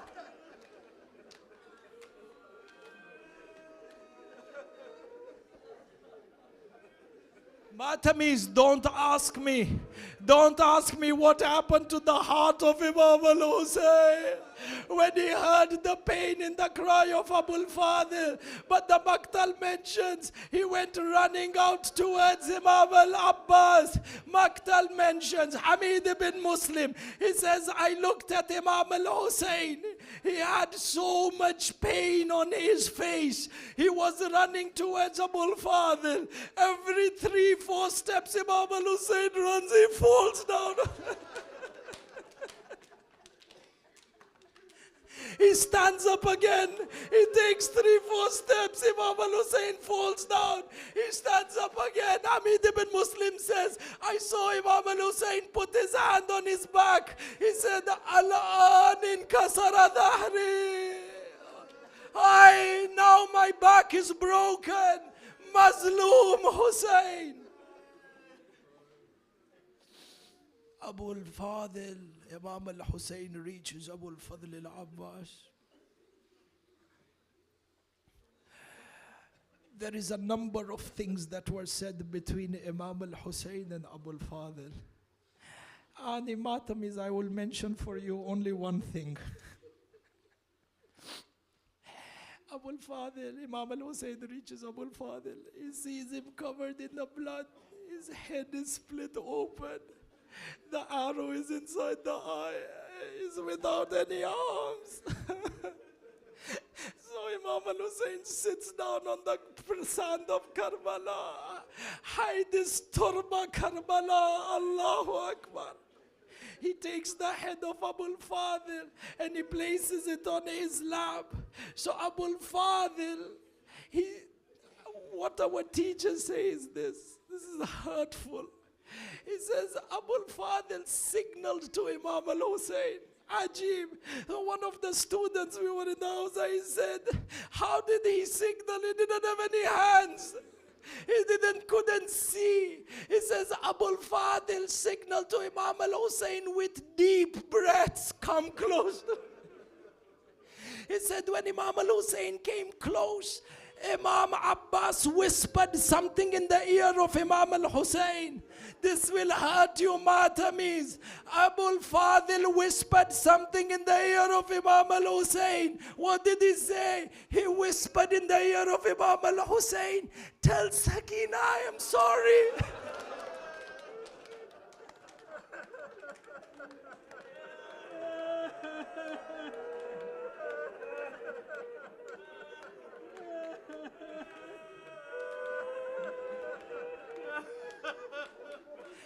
Ajrakum ala Allah. Final statement of the Matam Majlis Tamam. The relationship of Sakina and Abul Fadl. Imam al-Hussein is walking back to the Khaybaga. Allah. With what heart I don't know, but I saw in the Maktal, it says that when Imam al-Hussein was walking, he was wiping his tears with his sleeve. And he was walking to the Khaybaga. Allah.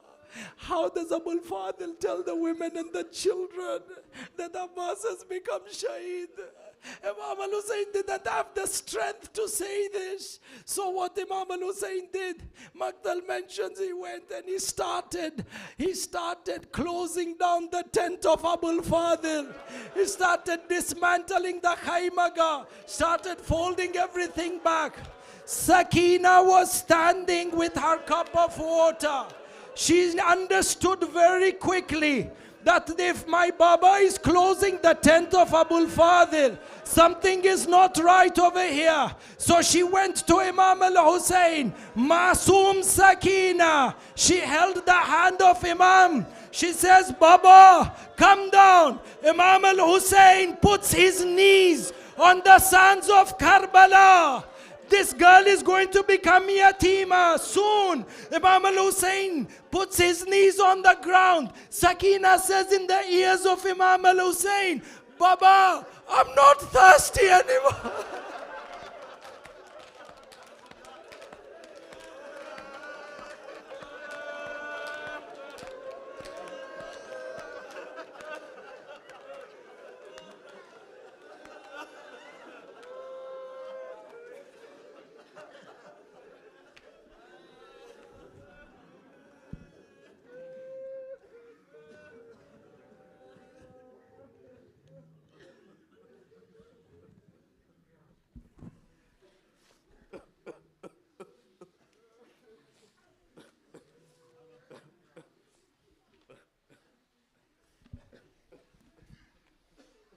लेके अलम तुम आओ अलमदार मश्क भर के तुम लाओ अलमदार लेके अलम तुम आओ अलमदार मश्क भर के तुम लाओ अलमदार एक तरफ हाय खैमे जलते नन्हे बच्चे हैं पानी को तरसते आके इन्हें तुम पानी पिलाओ लेके अलम तुम आओ अलमदार लेके अलम तुम आओ अलमदार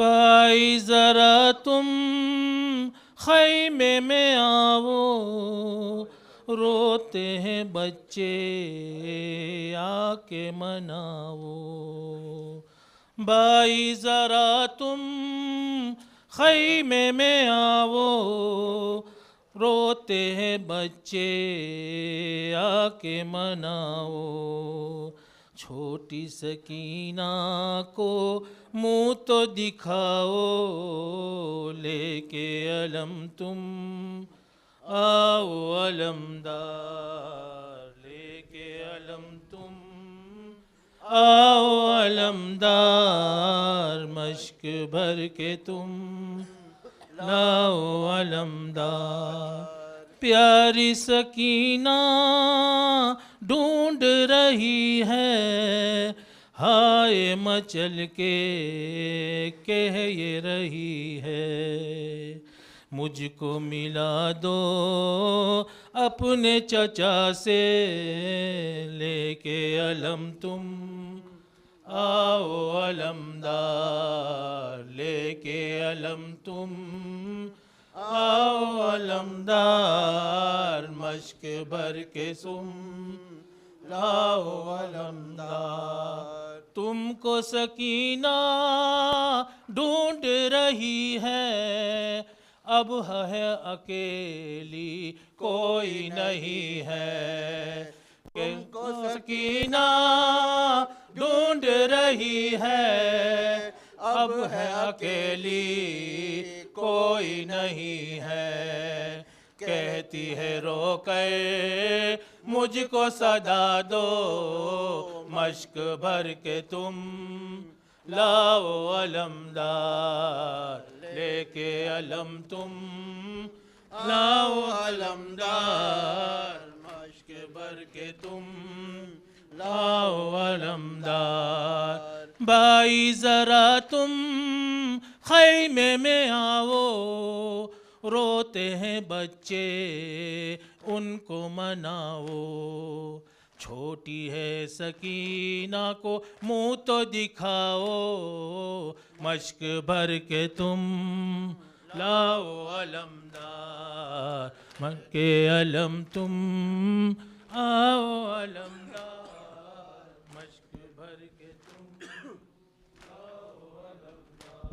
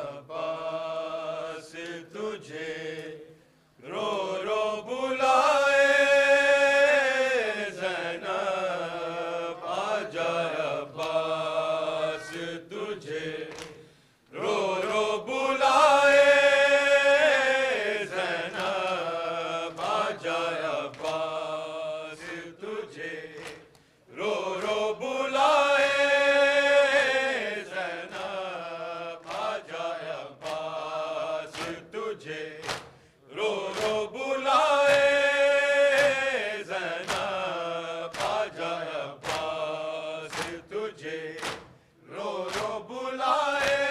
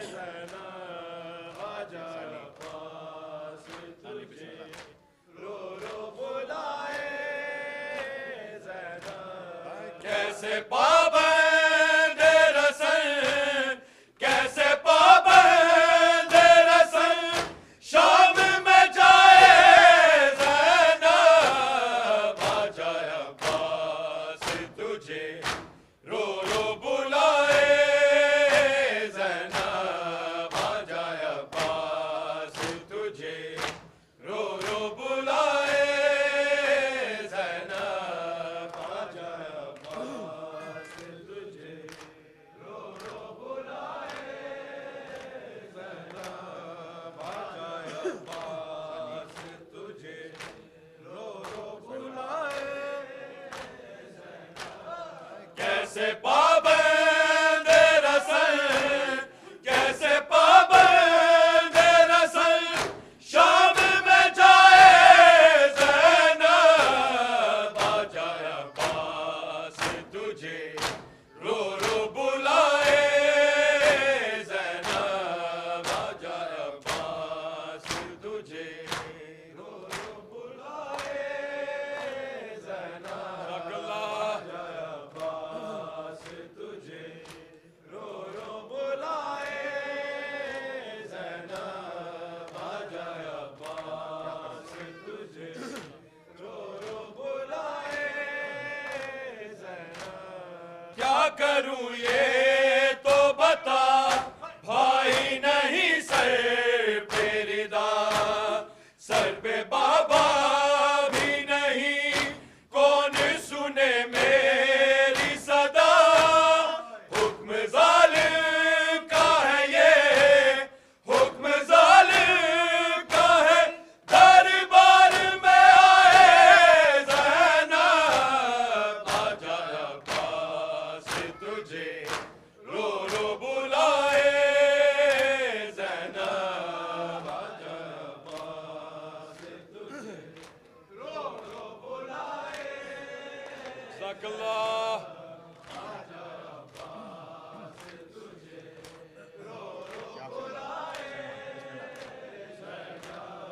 क्या करूं ये तो बता, भाई नहीं सर पे रिदा, सर पे बाबा भी नहीं, कौन सुने मेरी सदा, हुक्म जालिम का है ये, हुक्म जालिम का है, दरबार में आए ज़ैनब, आ जाए अब्बास तुझे रो रो बुलाए ज़ैनब, आ जाए अब्बास तुझे रो रो बुलाए ज़ैनब, आ जाए अब्बास तुझे रो रो बुलाए ज़ैनब। मेरा बाबा है अली और मेरा नाना नबी,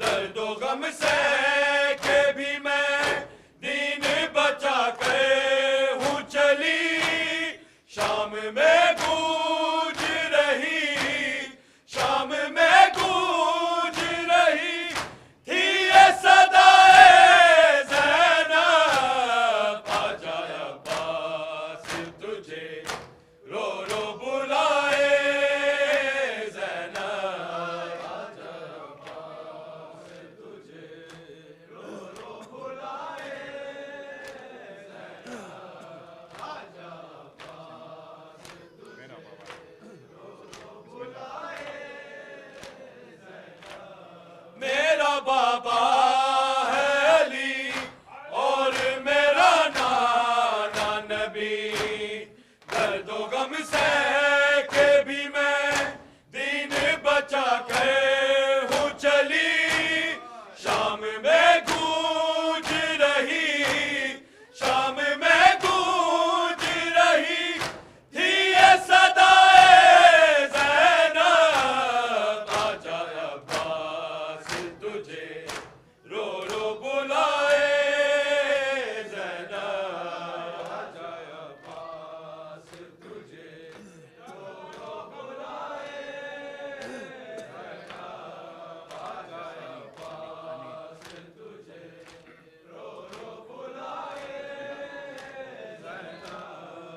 कैसे पाबंद रसन, कैसे पाबंद रसन, शाम में जाए ज़ैनब, आ जाए अब्बास तुझे रो रो बुलाए ज़ैनब, आ जाए अब्बास तुझे रो रो बुलाए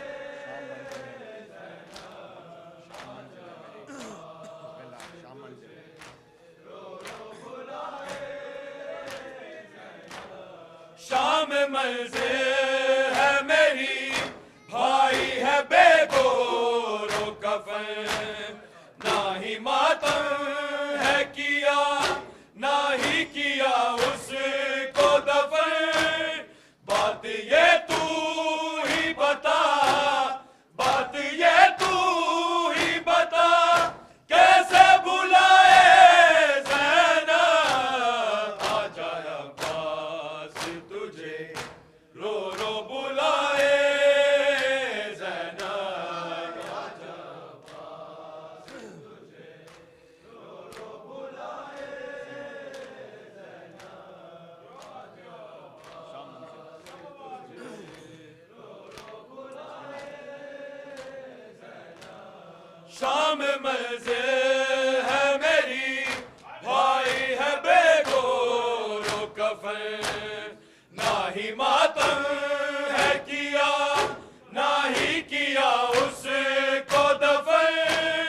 बात ये तू ही बता, बात ये तू ही बता, कैसे भुलाए ज़ैनब, आ जाए अब्बास तुझे रो रो बुलाए ज़ैनब, आ जाए अब्बास तुझे रो रो बुलाए ज़ैनब, आ जाए अब्बास तुझे कौन बचावेगा टुर चले आज़ामिन पर्दे अदा, हुण पर्दे कौन बचावेगा, टुर चले आज़ामिन पर्दे अदा, हुण पर्दे कौन बचावेगा, टुर चले आज़ामिन पर्दे अदा, हुण पर्दे कौन बचावेगा, टुर चले आज़ामिन पर्दे अदा, हुण पर्दे कौन बचावेगा, टुर चले आज़ामिन पर्दे अदा, हुण पर्दे कौन बचावेगा, टुर चले आज़ामिन पर्दे अदा, हुण पर्दे कौन बचावेगा, टुर चले आज़ामिन पर्दे अदा, हुण पर्दे कौन बचावेगा, टुर चले आज़ामिन पर्दे अदा, हुण पर्दे कौन बचावेगा, टुर चले आज़ामिन पर्दे अदा, हुण पर्दे कौन बचावेगा, टुर चले आज़ामिन पर्दे अदा, हुण पर्दे कौन बचावेगा, टुर चले आज़ामिन पर्दे अदा, हुण पर्दे कौन बचावेगा, टुर चले आज़ामिन पर्दे अदा, हुण पर्दे कौन बचावेगा, टुर चले आज़ामिन पर्दे अदा, हुण पर्दे कौन बचावेगा।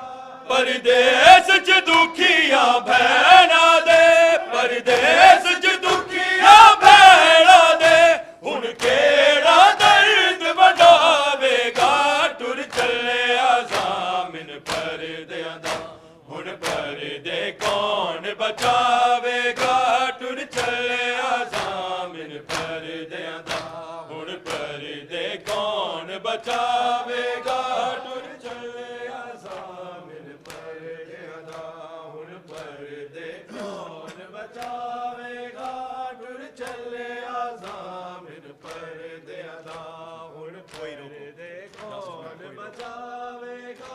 कोई रोको वीरन गाज़ी नू, भई ज़ैनब रो फरमा दिए, कोई रोको वीरन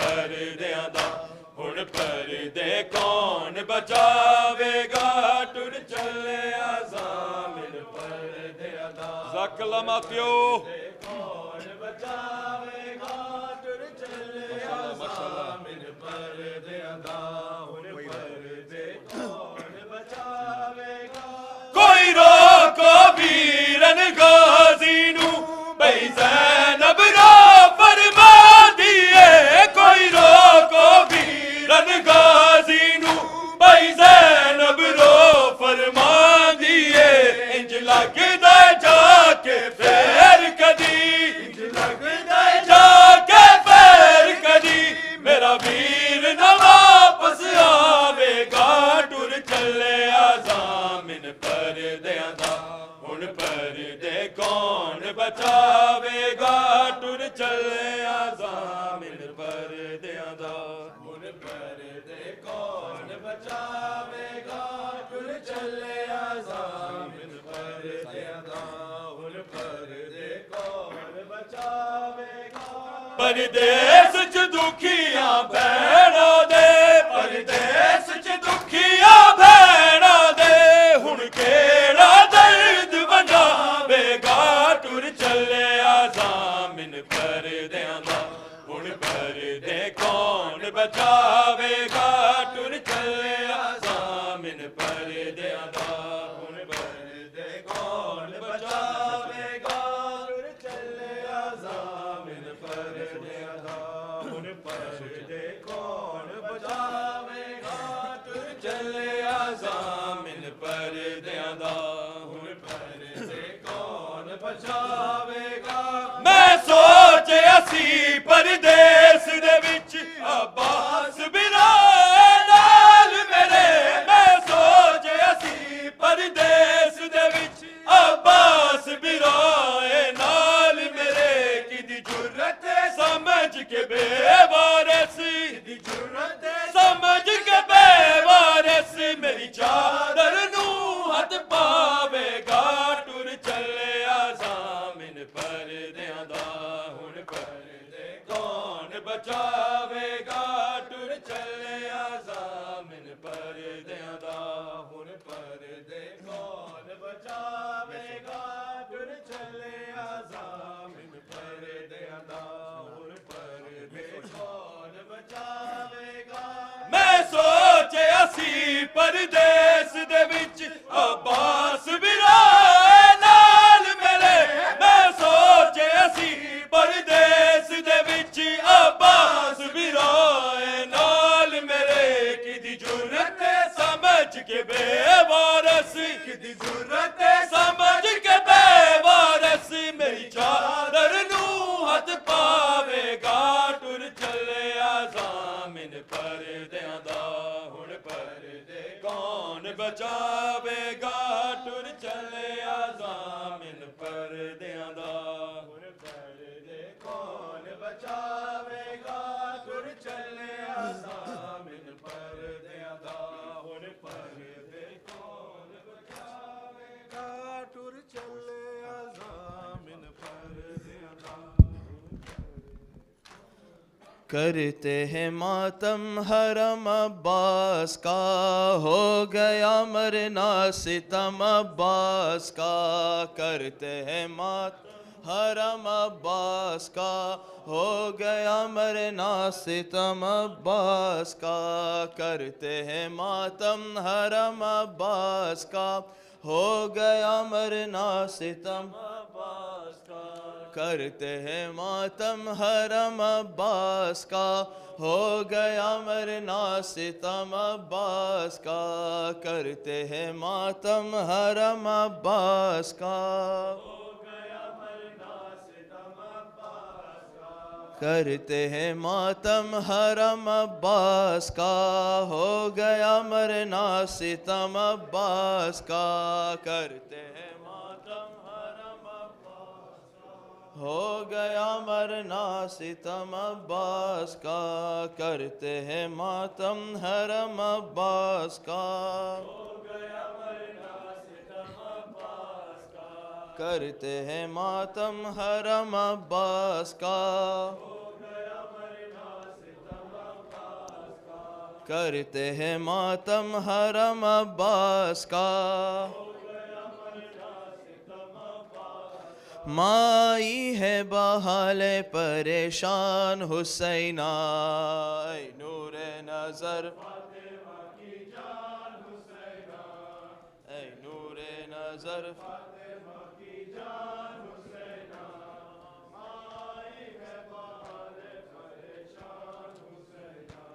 भूखे रहे प्यासे रहे दरिया के किनारे, किसने तेरा घर कर दिया वीरान हुसैना, ऐ नूरे नजर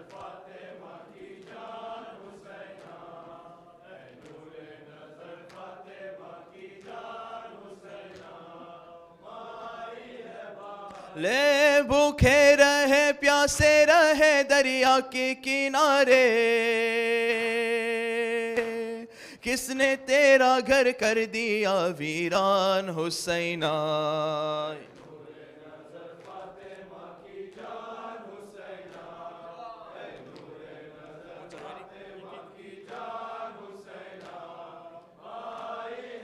हाले जन्नत से बुका करती हुई फातिमा आई,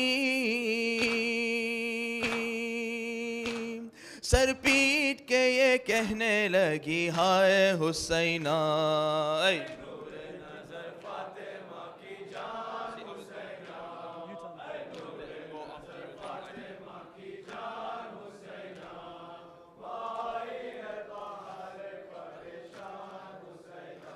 ये कहती थी सकीना अब्बास नहीं आए,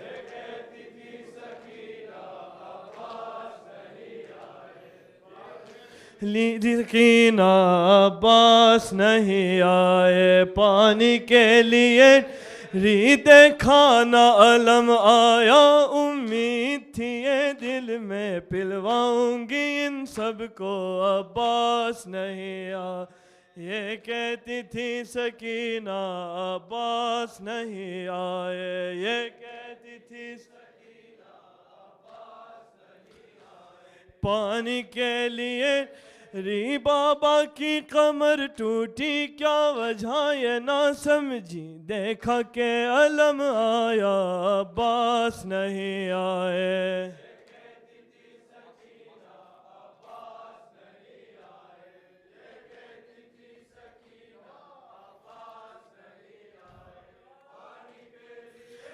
री रो रो के पूछती थी बाली सकीना सबको, बाबा तो अलम लाए अब्बास नहीं आए।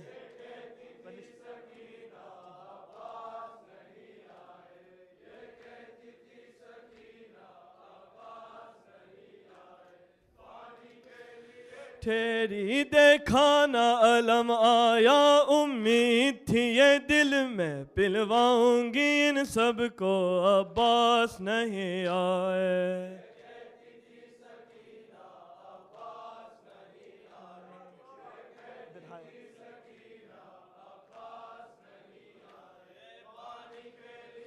नन्ना मेरा असग़र कहाँ गया रे, ढल गया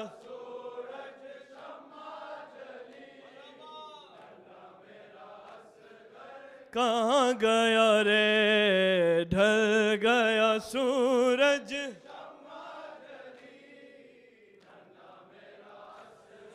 रात अंधेरी सुनसान बन, ढूंढूं कहाँ तुझे गुलबदन, रो रो पुकारी माँ दिल जली, नन्ना मेरा असग़र ढल गया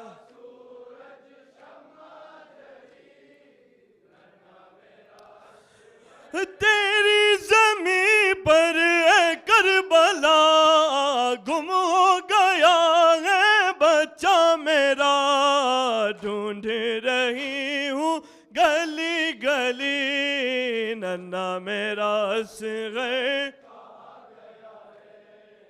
ढल गया।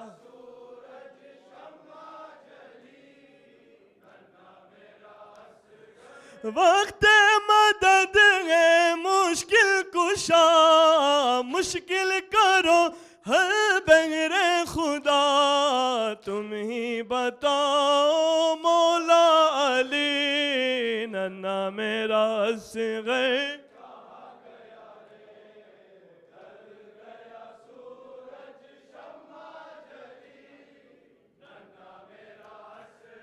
ये तो बता दे हुरमला छीदा है क्यों तूने नन्ना गला डूबी है खून में नन्ही कली नन्ना मेरा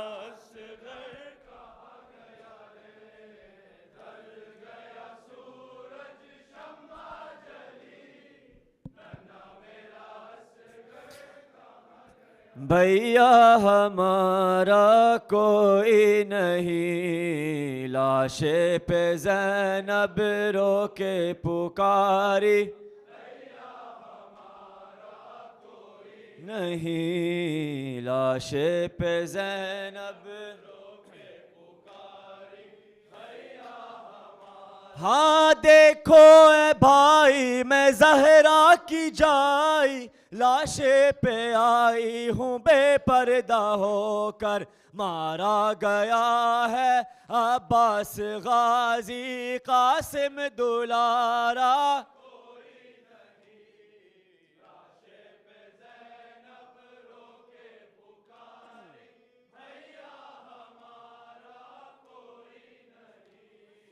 लाशे पे ज़ैनब रो हाँ बेकस यतीमों का काफिला भाई तू ही बता दे कहाँ लेके जाऊं लाशें संभालूं या कुंबे को देखूं गम का किनारा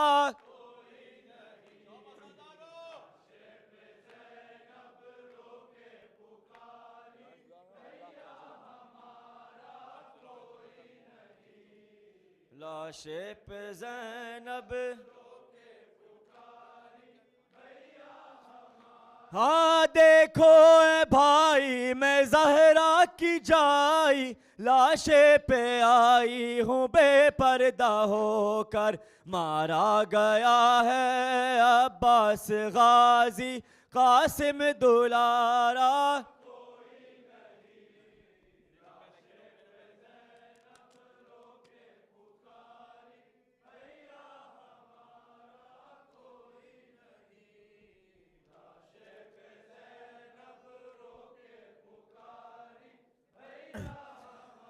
अल्लाह क्या जिगर था जफा में हुसैन का अल्लाह क्या जिगर था जफा में का खून था सबील राह खुदा में हुसैन का खून था सबील राह में हुसैन का अल्लाह हाँ ज़हरा पुकारती है कि फरियाद या खुदा मेरा हुसैन धूप के अंदर है जल रहा अल्लाह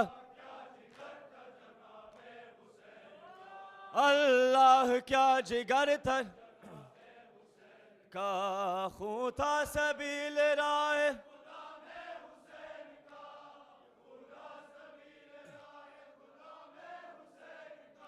अल्लाह जिगर था बतलाओ मैं सताता हूँ या तुम सताते हो मैं तो दुआएं देता हूँ तुम दिल जलाते हो अल्लाह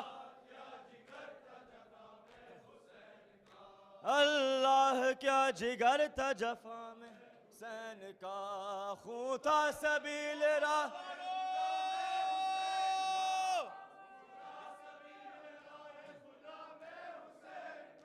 अल्लाह गर था दरिया भिरो दिया समंदर भिरो दिया दरिया भिरो दिया समंदर भिरो दिया नाजुक गले को देख के खंजर भिरो दिया अल्लाह जिगर था जफा में हुसैन का अल्लाह क्या जिगर था जफा में हुसैन का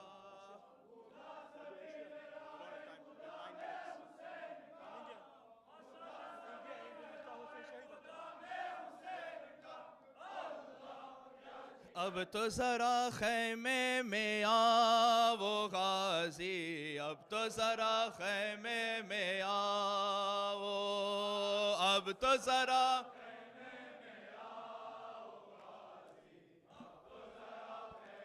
में आओ, असगर को पानी पिलाओ गाजी।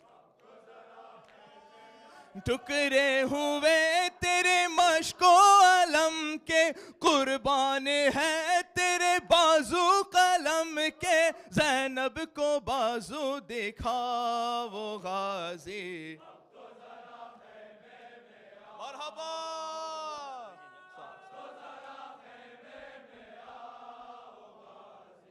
अब तो जरा खैमे, असगर को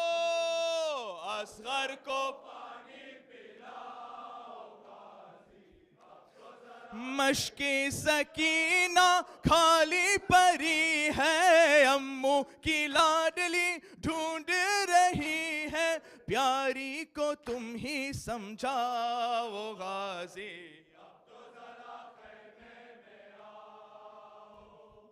अब तो जरा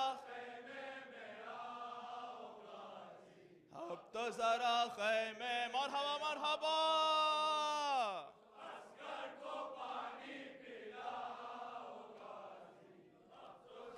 बच्चों में शोर है पानी पिलाओ, अब्बास गाजी मैदान से आओ, प्यासों की प्यास बुझाओ गाजी। अब तो जरा खैमे में आओ, हसन जुदा हस्तम रोज, Abasadaru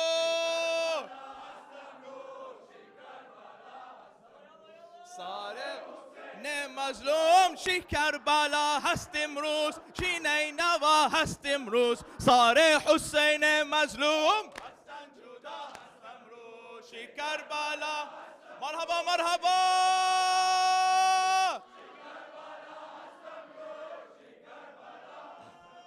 ساره حسین مظلوم عباس علم دارم چی شد قاسم نوجوان چی شد ساره حسین مظلوم شی کربلا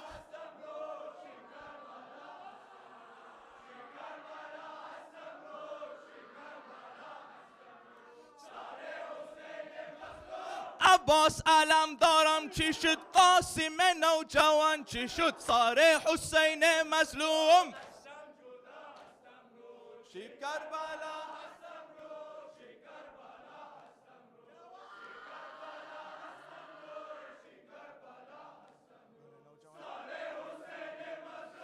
اکبر نوجوان چی شد اصغر سرغرم چی شد ساره حسین مظلوم حسن جدا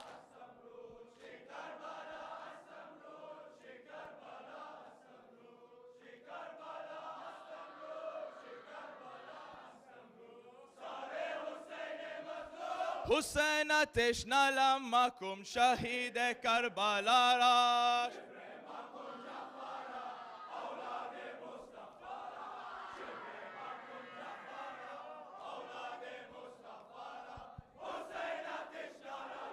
شمر لعین دغارا خوف خون از خدا را باب سکینه زار کشته خدا را مرحبا مرحبا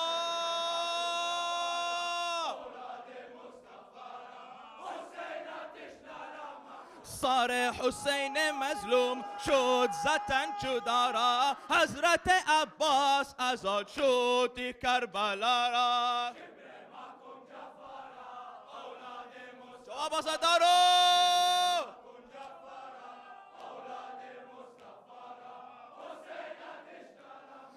دست علمدار حسین شد زتن جدا را حضرت عباس آزاد شد کربلا را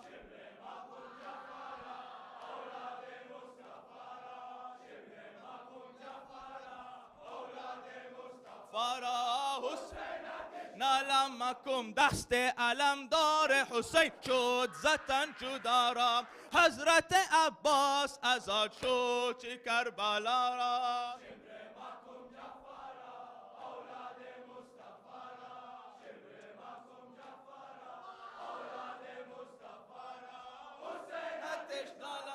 من آب نمیخواهم جواب جواب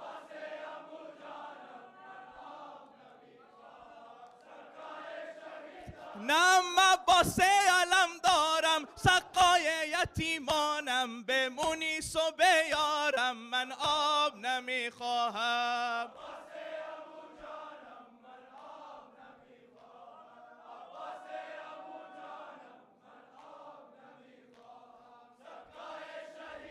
نم در خیمه سبین عابد گفتاد علی اکبر ماه بنی هاشم من آب نمیخواهم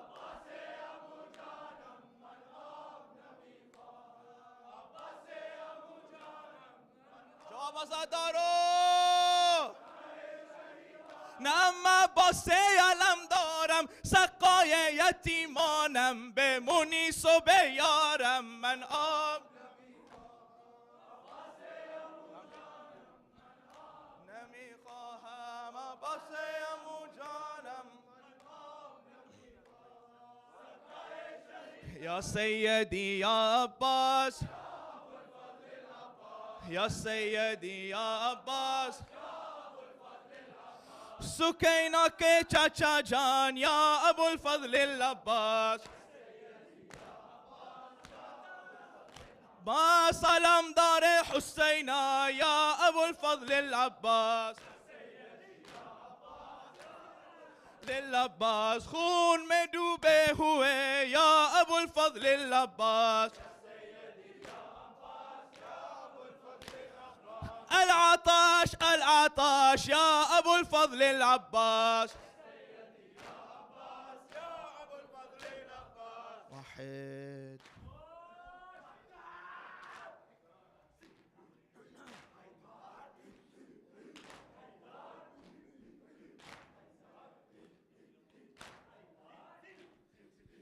قسما بالله داح الأرض خلاق السماوات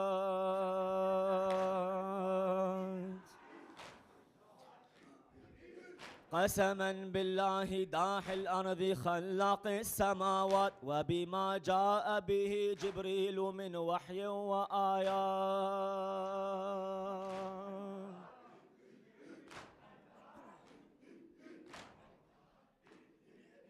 قسما بالله داح الأرض خلاق السماوات وبما جاء به جبريل من وحي وآيات أنادي بكرامات إلى يوم القيامة سأذوق الموت بالعز ولا للذل هيهات اگر از خنجر خون ریز لب تشنه ببرد سرم را اگر از تیغ شکافند در این عرصه خونین جگرم را اگر از تیر سه شعبه بدهند آب عوض شیر گل نو ثمرم را اگر از داغ برادر شکند خصم ستمگر کمرم را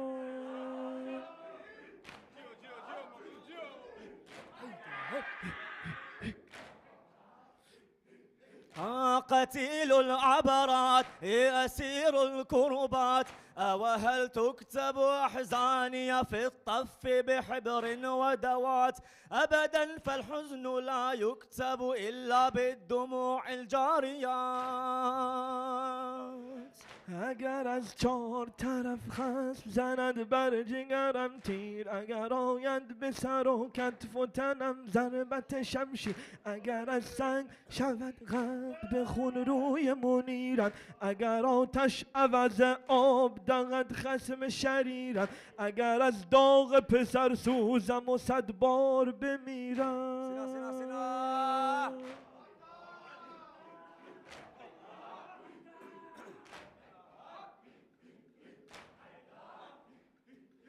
ظلموني قتلوني وتناسوا من أنا، صارت الآلام في الأرض أسالي وطنا، كل من مر على الكون من الأحزان قد مر هنا. منم و عهد الستم نگذستم نشکستم، به خدا غیر خدا را نپرستم، به خدا من پسر شیر خدا و پسر فاطمه هستم. عربي علوي قرشي شجري أحدي بدري فاطمي قمري. منم و سرخی روم، همه دار و ندارم، همه 72 یارم، به فدای رنگ جانان. منم و سرخی روم، منم و خون گلویم، منم و حنجر عطشان، منم و داغ جوانان، منم و خاک بیابان، منم و سم ستوران. أنا للهادي حبيب وفي الطف غريب وسليب وتريب وعجيب، أن أذوق الموت ضامي فمن عني يحامي وشيب ذا خذيب. يا حسين يا حسين يا حسين يا حسين يا حسين يا حسين يا حسين يا حسين يا حسين يا حسين يا حسين محمد وآل محمد صلوات.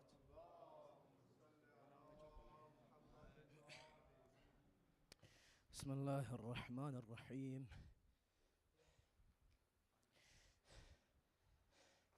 السلام عليك يا رسول الله، السلام عليك يا أمير المؤمنين، السلام عليك يا مولاتي فاطمة الزهراء، السلام عليك يا حسن المجتبى، السلام عليك يا أبا عبد الله الحسين، وعلى أرواح التي حلت بفنائك، عليك مني جميعا سلام الله عبدا ما بقيت، وبقي الليل والنهار، ولا جعله الله آخر الأهد مني لزيارتكم.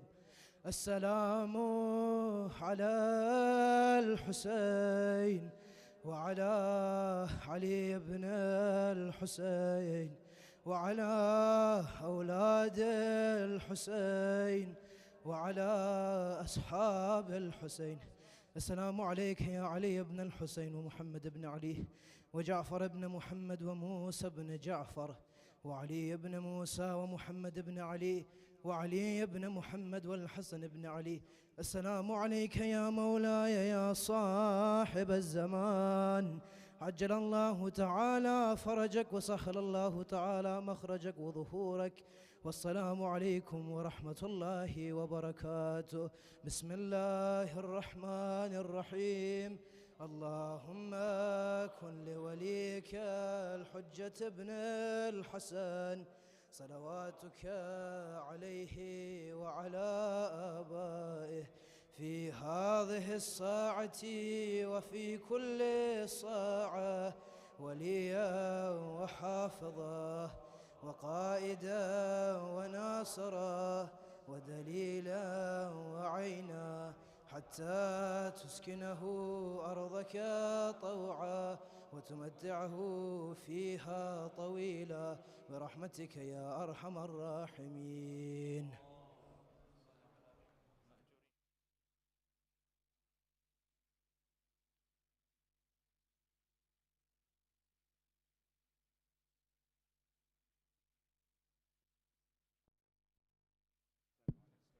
Brothers, if we could be seated for munajat. محمد وآل محمد صلوات. اللهم صل على محمد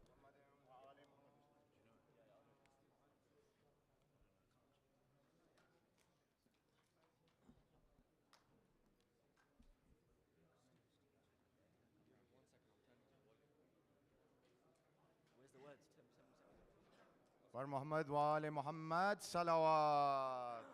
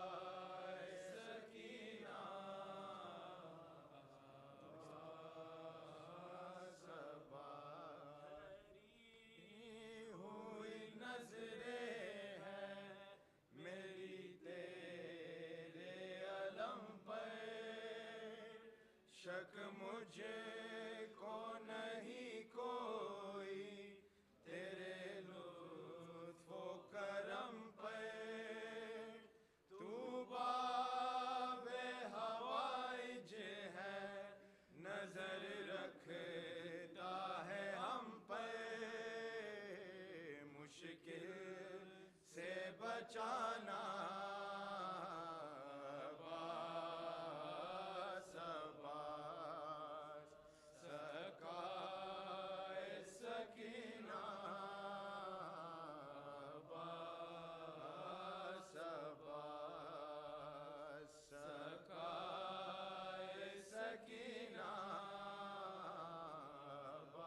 Abbas Abbas बिन हाथों के तुम जो लिया भर देते हो मौला एहसान करो मुझ पे मैं बंदा हूँ तुम्हारा मुफलिस हूँ बहुत करबो भला नहीं सकता क्या तुम से छुपाना अब्बास अब्बास सकाए सकीना अब्बास अब्बास सकाए सकीना अब्बास अब्बास ज़हरा की कसम है मेरी उलझन को मिटा दो एक फूल अलम से मेरे दामन में गिरा दो हिम्मत मुझे मिल जाए इशारे से बता दो तुम साथ हो मौला अब्बास अब्बास सकाए सकीना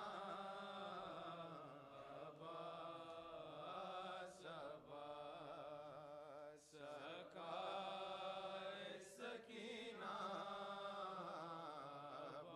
अब्बास अब्बास भाई है शबीर का हैदर का है बेटा दुनिया में नहीं इतना सखी कोई घराना तेरी ही सखावत का जमाने में है चर्चा तू दे है अता का अब्बास अब्बास सकाए सकीना अब्बास अब्बास दो मुझे को सहारा अब्बास अब्बास सकाए सकीना अब्बास अब्बास और मोहम्मद वाले मोहम्मद सलवात